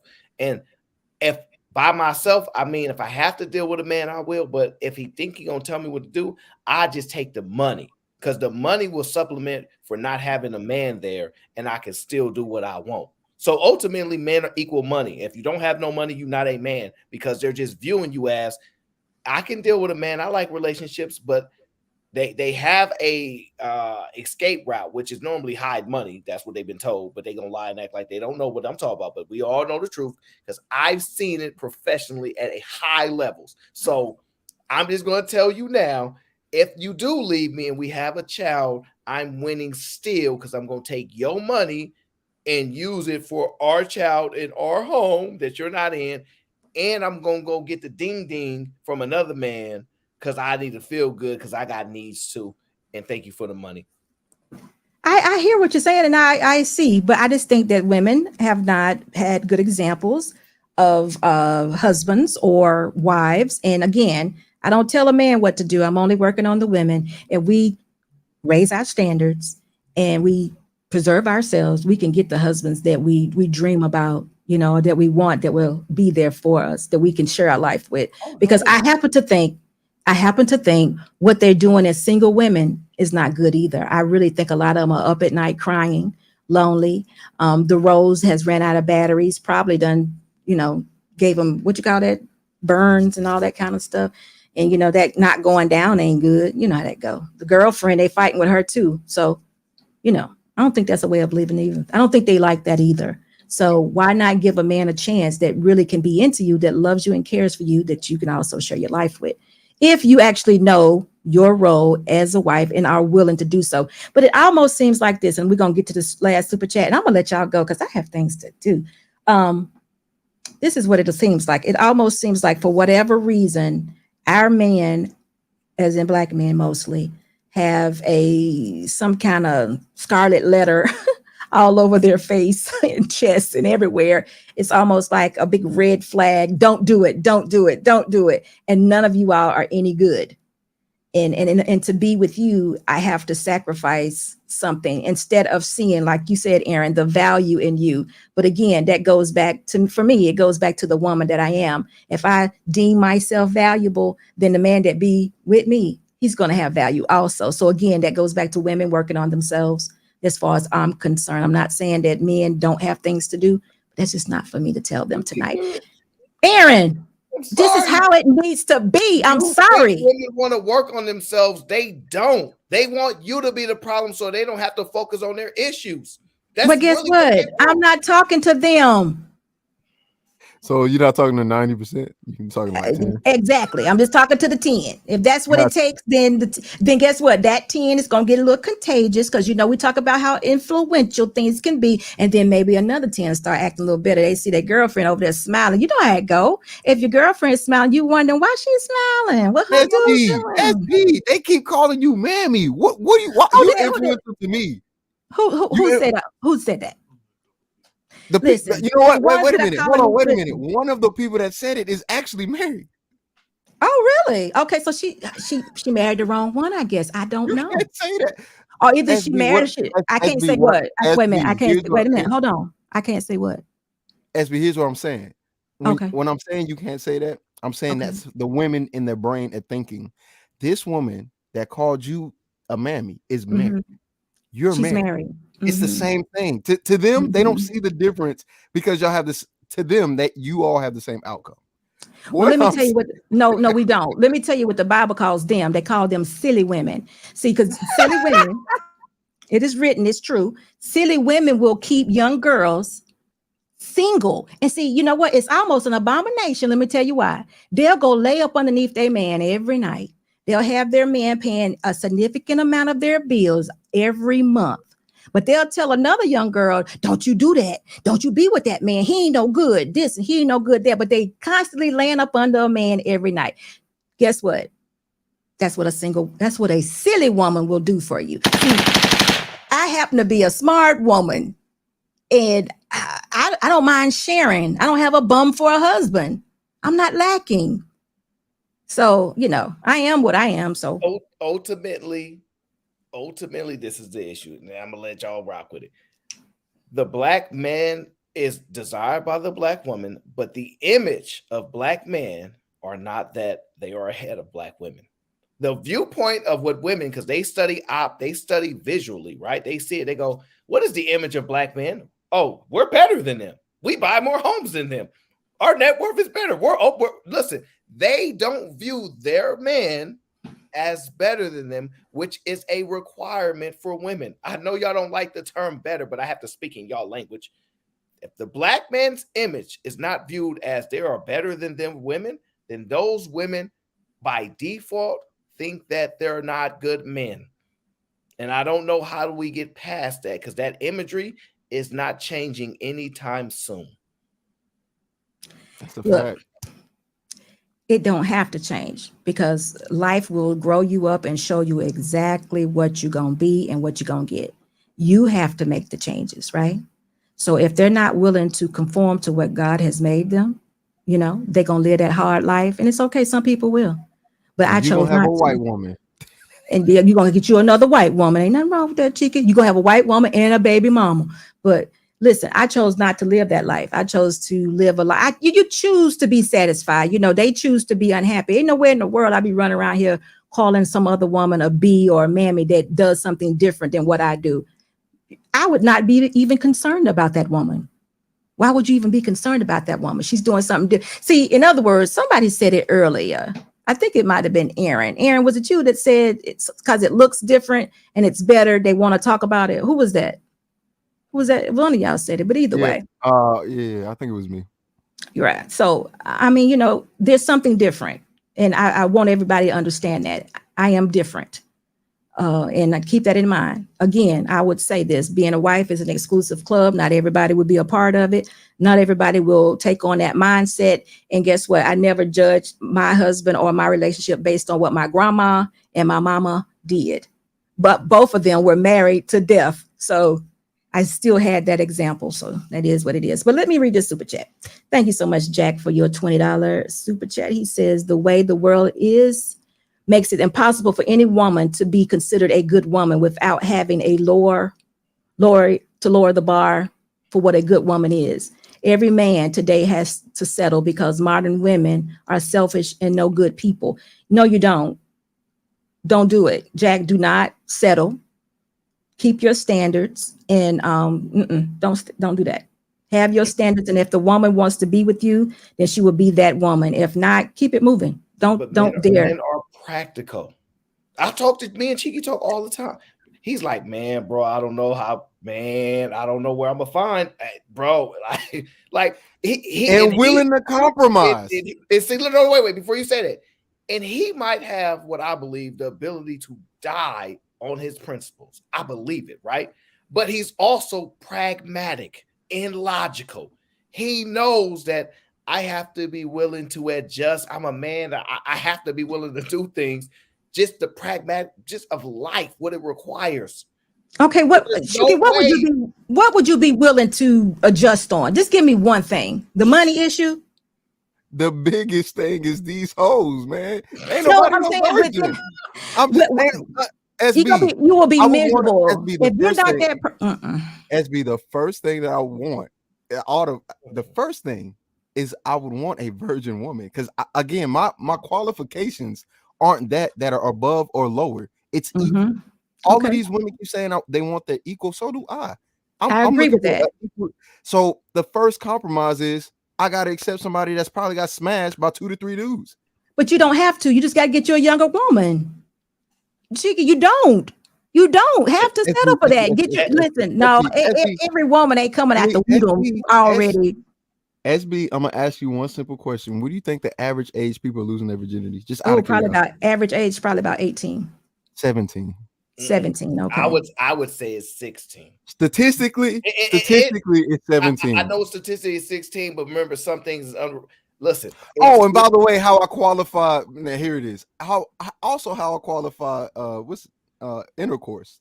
If you look up the word intercourse, that includes oral, fingers. Like nobody it should be. So that excludes even more people. Well, listen, I agree. I don't think women should be out there walking. I don't think women should be walking. But guess what, Chicky? That's only as long as you're preserving yourself. So again, right, but that's my point, security boss. You asked what I'm willing to compromise on. I've already got to compromise on the very first thing that I maintain. No, she said don't compromise. I'm saying don't lower your status, and I was just proving to her that you'll die. Okay, well, I ain't am gonna willing to. die. I am willing to die. No, And I'm that's willing to what I die. said too. Right, But you also I'm willing to die a pragmatic. virgin because of my beliefs. Like I agree with that. If you're willing to, listen, stand on it. But I do think you can find a woman that is a virgin. Now, there's not many of them. You know, it's not going to be many. You know it. Security But if boss, you will, look, security boss. This is what he means by pragmatic. I understand that somewhere in the world there's some 20. I want to, because it's still an age range, right? Because if I say too young of an age, don't do that. You do realize they're going to say something crazy about me. Don't do that. So now we gotta put the age range from 21. And you think women ain't having sex by 21? No, listen. I definitely think women are having sex, but I'm not saying where there's cheeky, there's an equivalent. That's all I'm saying. But I'm not telling you, listen, if that's something that you want to compromise on, I wouldn't do it. But if it is, and you find yourself in a position, but guess what? I don't even know what type of woman would get your attention that you would want to lose your virginity with and compromise yourself. So, okay, so that's like I said, I'm willing to compromise on that, right? Okay. Right? Because I'm pragmatic. I understand that most women out here just getting smashed. So I just gotta accept that. I'm sorry, that's just what it is. They whores out here, and then they get reformed, and I understand. Got you. So I understand I gotta accept potentially that, right? Then the next step is, hey, what does this person think about themselves? Are they introspective, right? Do they self-reflect? Are they introspective? Do they believe? Where's their spirituality at, right? They believe in crystals, sages, and signs. What am I supposed to do with that? They are so ready. They are so ready to go recharge their stupid crystal that I can't touch because I could taint it. Mind you, they just got finished giving somebody some crazy guac, right? Guac, and they have just given a man some crazy head, and I can't touch their crystals because I'll taint it. But they got to recharge it in the moonlight. And then once you make it past that, let's say the sage works and everything's clean. Now they got to figure out my sign. You know, the most common question women ask is not who are you as a person? What's your sign? And then they stupid ass is in there going, we're not compatible. Why? Because you're a Sagittarius and I'm a Gemini. And it's like, wait a minute. So you're telling me, we're not compatible for that? Absolutely. I know for a fact the last guy that I had, he was a Sagittarius thing. And Sagittarius, you just put something together. Whatever. I don't care. I don't know. I said a Taurus. These women are security boss. Cheeky, that sounds like somebody that's crazy though. That sounds like an illness. What do you think most of them have? Yeah. When we talk about women with trauma, do you think most women don't have trauma? No, I think most women who are sexually active have had some form of trauma. I actually do. So I'm agreeing with you. So now I'm not agreeing with you on that size and wonders and the crystals. So I would me personally, I would like somebody that's psychologically well, right? I would like somebody that's decent in the mind. Most of them crazy for real. Because like you said, most of them out here getting piped down already got their 3 to 5 bodies that I have to accept. Because 3 to 5 bodies is relatively low in today's time. Right, so isn't 7 average overall? It doesn't matter. What I'm saying is you admit it just like I admit it. Every sexual encounter messes with your brain. Right? It could mess with you psychologically. So now I got to deal with the repercussions of your stupid decisions. And I got to deal with the fact that you don't believe in a real God. And I got to do. These people are security boss for wait a minute though. You just went very extreme. That may not all be true. Come on now. That's this. I mean, okay. Wait a minute. Okay, I understand. How many people in the church? I don't even go to church. Somebody always trying to put me in a church. The church ain't where it is. Where is it, y'all? Someone listen. If you want to go to church, it's a good place to fellowship. Okay, we understand that. But Cheeky, understand this. You went very extreme. What I'm saying is, I just think that you should not lower your standards or sacrifice your standards. There are some things. I mean, if sex is one thing that you're saying, you realize the older you get, it may be harder to find a virgin. I get that. We understand that. That could be the same with a woman with a kid. As a woman gets older, her likelihood of finding a man that doesn't have a child, it does get harder to do. So a woman may want to sacrifice on that. But as far as her spirituality, her being in a relationship with her creator, those are things that you do not sacrifice on. Or you will get something wrong. Don't lower the bar. Do you know where his bar is? Like seriously. I mean, that's his bar.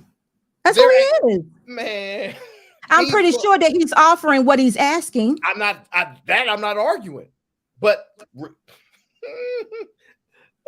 listen, Miss Beth said he didn't exaggerate. Oh, you mean about the crystals and the sage and I'm stuff? not joking No, about listen. this. Listen. Again, I agree with you. Listen, I agree with you about some women, but I see women and I know women. Okay, well, then it might be another factor there because I get that it has to be an attraction also. I get it. I'm not saying it's going to be easy. Oh, man, I agree. I'm not saying that there's a lot of women there for you. I get it. But there are women out there that want exactly what you want and exactly who you are, Cheeky. Now, you might have missed your opportunity already. Have you ever thought about that? Yep, he's thought about it. So I've thought about those things. And the thing is, they're not black, so it wouldn't work. It doesn't matter. Ain't nobody. No. Here's the problem. Here's the problem, SB. That's the thing. Once you date one or kiss one white girl, you can't go back to the black community because you just the worst guy in the world. But what I'm saying is those missed opportunities, right? Those missed opportunities are very rare. One, because it's not like it's a lot of women that qualify with any of the standards that I have. Wait a minute. Hold on. See, Fantasy Allen girl's boobs. She's so confused. SB was shaking ass in the 1960s. She's holy Lord Jesus sister. Girl, you are so confused. Don't do it. Don't do it. That's a troll? It's not the real Fantasy Allen girl. I wasn't even born. I wasn't even born back then. But we're gonna let you have it. We're gonna Cheeky, thank you so much. That's not her. Okay, we'll leave it alone. Okay. But Cheeky, I understand what you're saying. Totally. But it's still, you have an equivalent. God didn't do it that way. He made it the way he was supposed to make it. Now, we do have women and men that have fallen completely off. But if you're saying that you haven't, you may have already met your woman or your wife that you should have proposed to or whatever, and you just missed out. Now, will you get another one? Hey, who knows? I don't know how many you're supposed to have in your lifetime. I don't know that. But you might only supposed to have one good one. I don't know. So not you trying to use God as look. I don't care. I've already accepted. I don't mind. You ain't got to care about God. God gonna be God no matter what. What I'm saying is right. Kevin Samuels wasn't the only person that told women you can die alone. He told men that as well. Now, I've accepted that may be my outcome. I'm not mad about it. Yeah. I'm just saying whenever we start having conversations about standards and what people say they want, most of the people that ask for those standards do not apply for it. You want to know why? Because it's scary dealing with somebody that actually meets your standards. It's very, very intimidating when you as a woman find a man that is exactly what it is that you want. It plays every single role that you need him to play. Physically, now physically is a preference. Standards are different. But what I'm saying is his physical aesthetics match what you want. His mental capabilities exceed yours or exceed the point that you want. His emotional intelligence matches you as well. Those things require you to be in the mirror and look at yourself. And then that's when a lot of women start going, oh crap, like I can't do this. I've heard women out their own mouth say, he's a good guy, but I'm not ready for him. And then after they say they're not ready for him, somebody else comes along and then they say the exact same thing. This is not uncommon for a good person to experience this. Same thing happened with women. There are men who are absolutely trash, meet an excellent woman, and they know that I can't pick this woman. I'm not where I need to be. So what do? They pass her by. Right. These are the things that happen for both good men and women. I don't think good women don't exist. What I'm saying is I have to understand that even the good women aren't perfect. So I've accepted, look, if I meet a good woman and she's not a virgin, that's not a problem. You want to know why? Because it's my viewpoint on virginity is not for the sake that the manosphere a red pill. It's literally for a understanding of and a viewpoint of sex. It's not this shallow, I just don't want nobody to have her because I want to be the only one to have her. That's not my viewpoint on virginity. It's more like, what did you think about yourself? How did you view sex? How did you view who you were as a person? Why did you just give that to somebody? But people have to learn. So I'm willing to be gracious enough to be like, look, 3 times. The first time you ain't figured it out. Second time, God dang. The third time, Jesus. Anything past 3 is like, What if she comes and says it was good all 3 times? What you gonna do then? I'm gonna tell him you have to pass on up. I don't know what to tell you. I don't know how it's gonna be.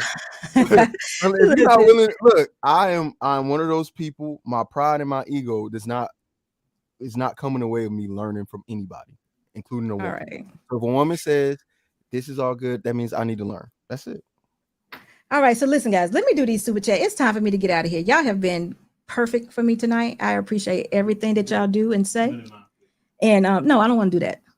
No, I'm going to go ahead and read the super chats and we're going to get out of here. But let me, Red, this is my last one. Red, thank you so much for your $4.99 super chat. There's a lot of down low men. August Asina, is he really down low?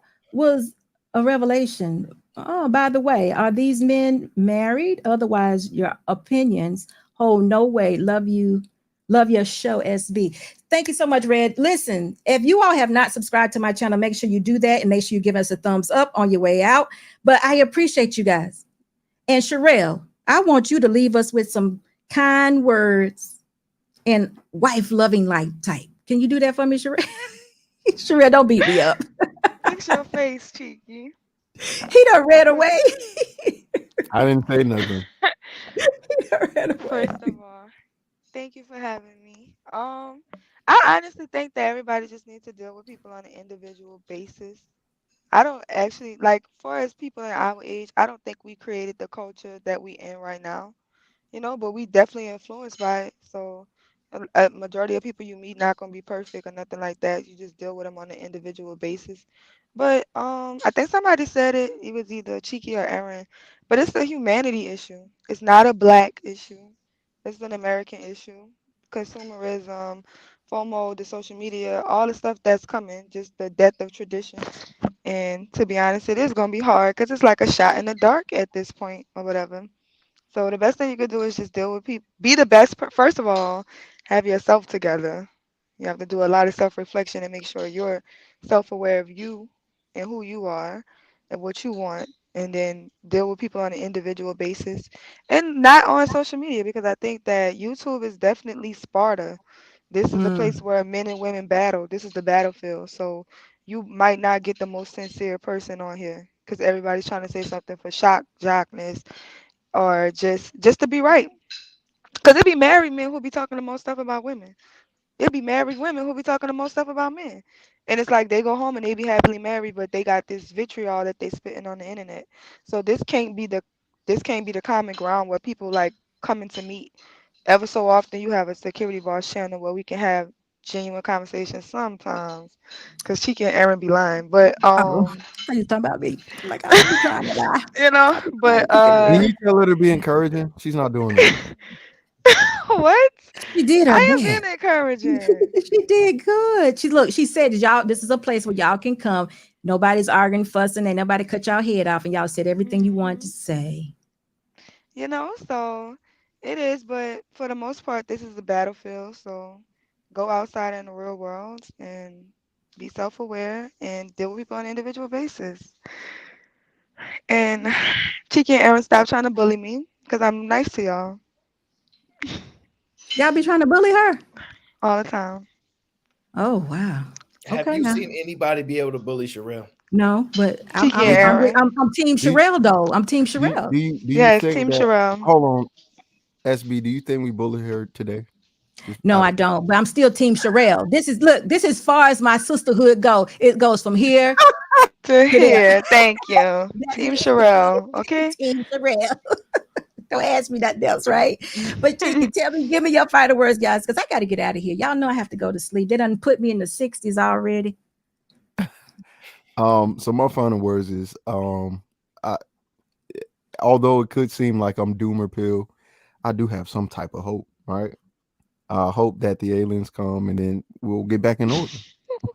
I hope that I really do hope that these things can be fixed.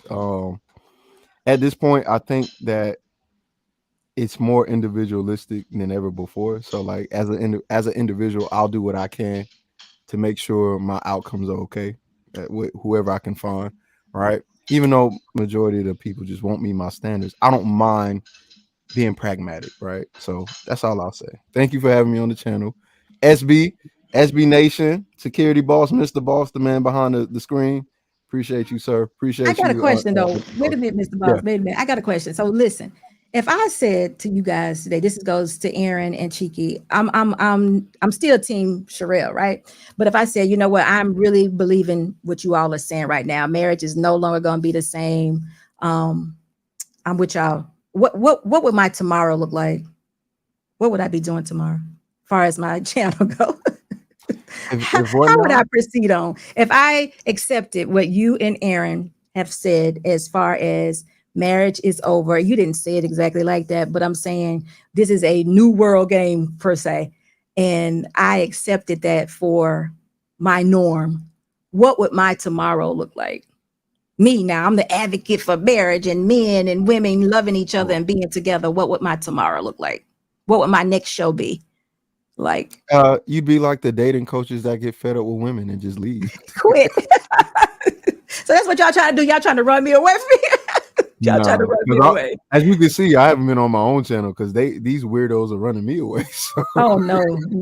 I don't feel it that way. I actually appreciate what you all bring, the knowledge that you all bring and how you all see it. And I think a lot of times, like you all said, that women don't see it that way. So I can share it in my own way to women and still correct us or still offer examples of how we can be better women, and still do the same thing. Because it still means that we still need to achieve some sort of togetherness or respect for each other before we can get anything done. That has to happen. Absolutely has to happen. So go ahead, Aaron. I'll leave everybody with this. I believe that we must adjust to the current times.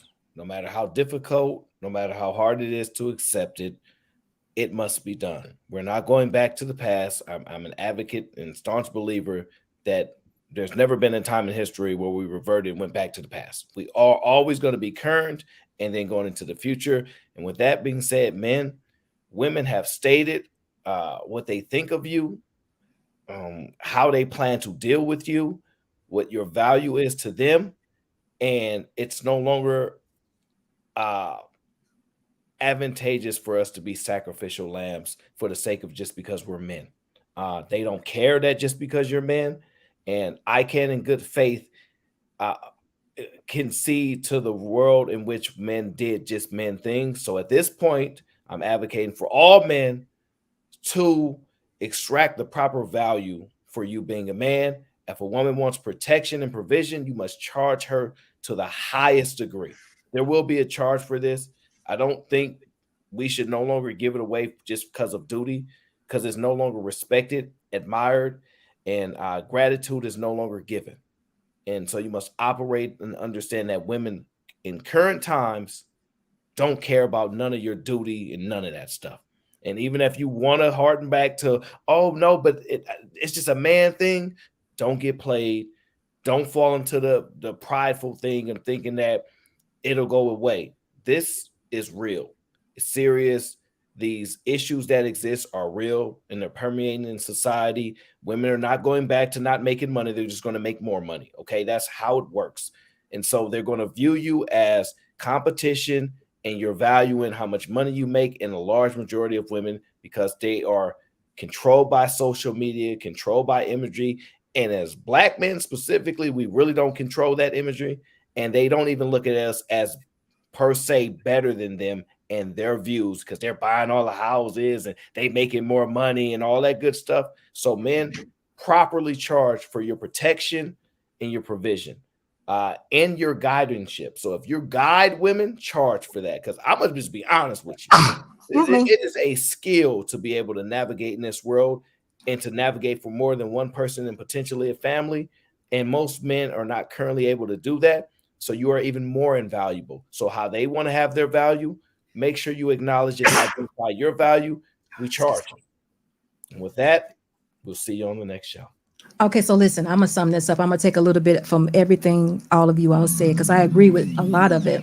I'm like Sherelle. It's time to turn the YouTube off, get out in the world, meet someone, become more socially involved in someone's life. Be able to touch somebody, get to know them, be more authentic. This thing right here is not real in that fashion. Excuse me, y'all. Now I'm going over here to Cheeky. Cheeky, you are not gloom and doom, but marriage is still an option. It's 50%, and marriage is what you make it. Find a nice woman, your preference, your standards, marry her. It don't take 5 years. It could take only 90 days. You can get married in 6 months. Me and Mr. Boss did 28 years later. We're still here. So it can be done. It all depends on what you want. It actually depends on the players. The players is what makes it. It's not the marriage. Marriage never has changed. It's the players, always the players. So 50% still happening. Let's hold on to that. Now, Aaron, I agree with most things you said. I don't think you should settle. I think you should have your standards. You should actually make them higher. Those women that cannot conform to what you want for a wife, dismiss them. Don't bother to talk to them. But your payment for being a man that offers provision, protection, authority, guidance, and all those things you mentioned is a good woman, a wife. And that is where I come in. I am willing to make sure I give an example for those women who want to be wives, because men deserve that, especially a man that is offering those things that you said. So payment for that is a God-fearing, good wife. And that's what you should look for. So I hope everybody heard all that. And y'all have a good night. And I will see y'all soon. Peace out. Thank you. See, I've been lost in my thoughts, and my thoughts they too scared to usher off. Sorry, Mom, I just thought you were my world. Now you're not. And I'm just sitting, smoking, sloping in a daze, cause my days ain't been the same since I drove here away. I remember the way you wrote letters in blue ink. You and me was in love. Think about what your crew think. I know your moms probably think I'm a bastard. Your pops probably want to beat my death and take a in my casket. But I got sick of fighting, bickering, fussing over nothing, cussing. Instead of watching the death of discussions that we once had, days that we once spent in the backseat of our cars, reading poets at sunset. It's funny how love can fall out the foreground, get pushed into the back of your mind. We used to twist a spliff and laugh and relax. Are you crying? And I'm trying to find the reason, so I ask, does forever ever happen, or is it always fade to black? I can't stay. No, I always gotta go. Playing house, this ain't a home with my soul on the road. I can't stay. No, I always gotta go. Playing house, this ain't a home with my soul on the road.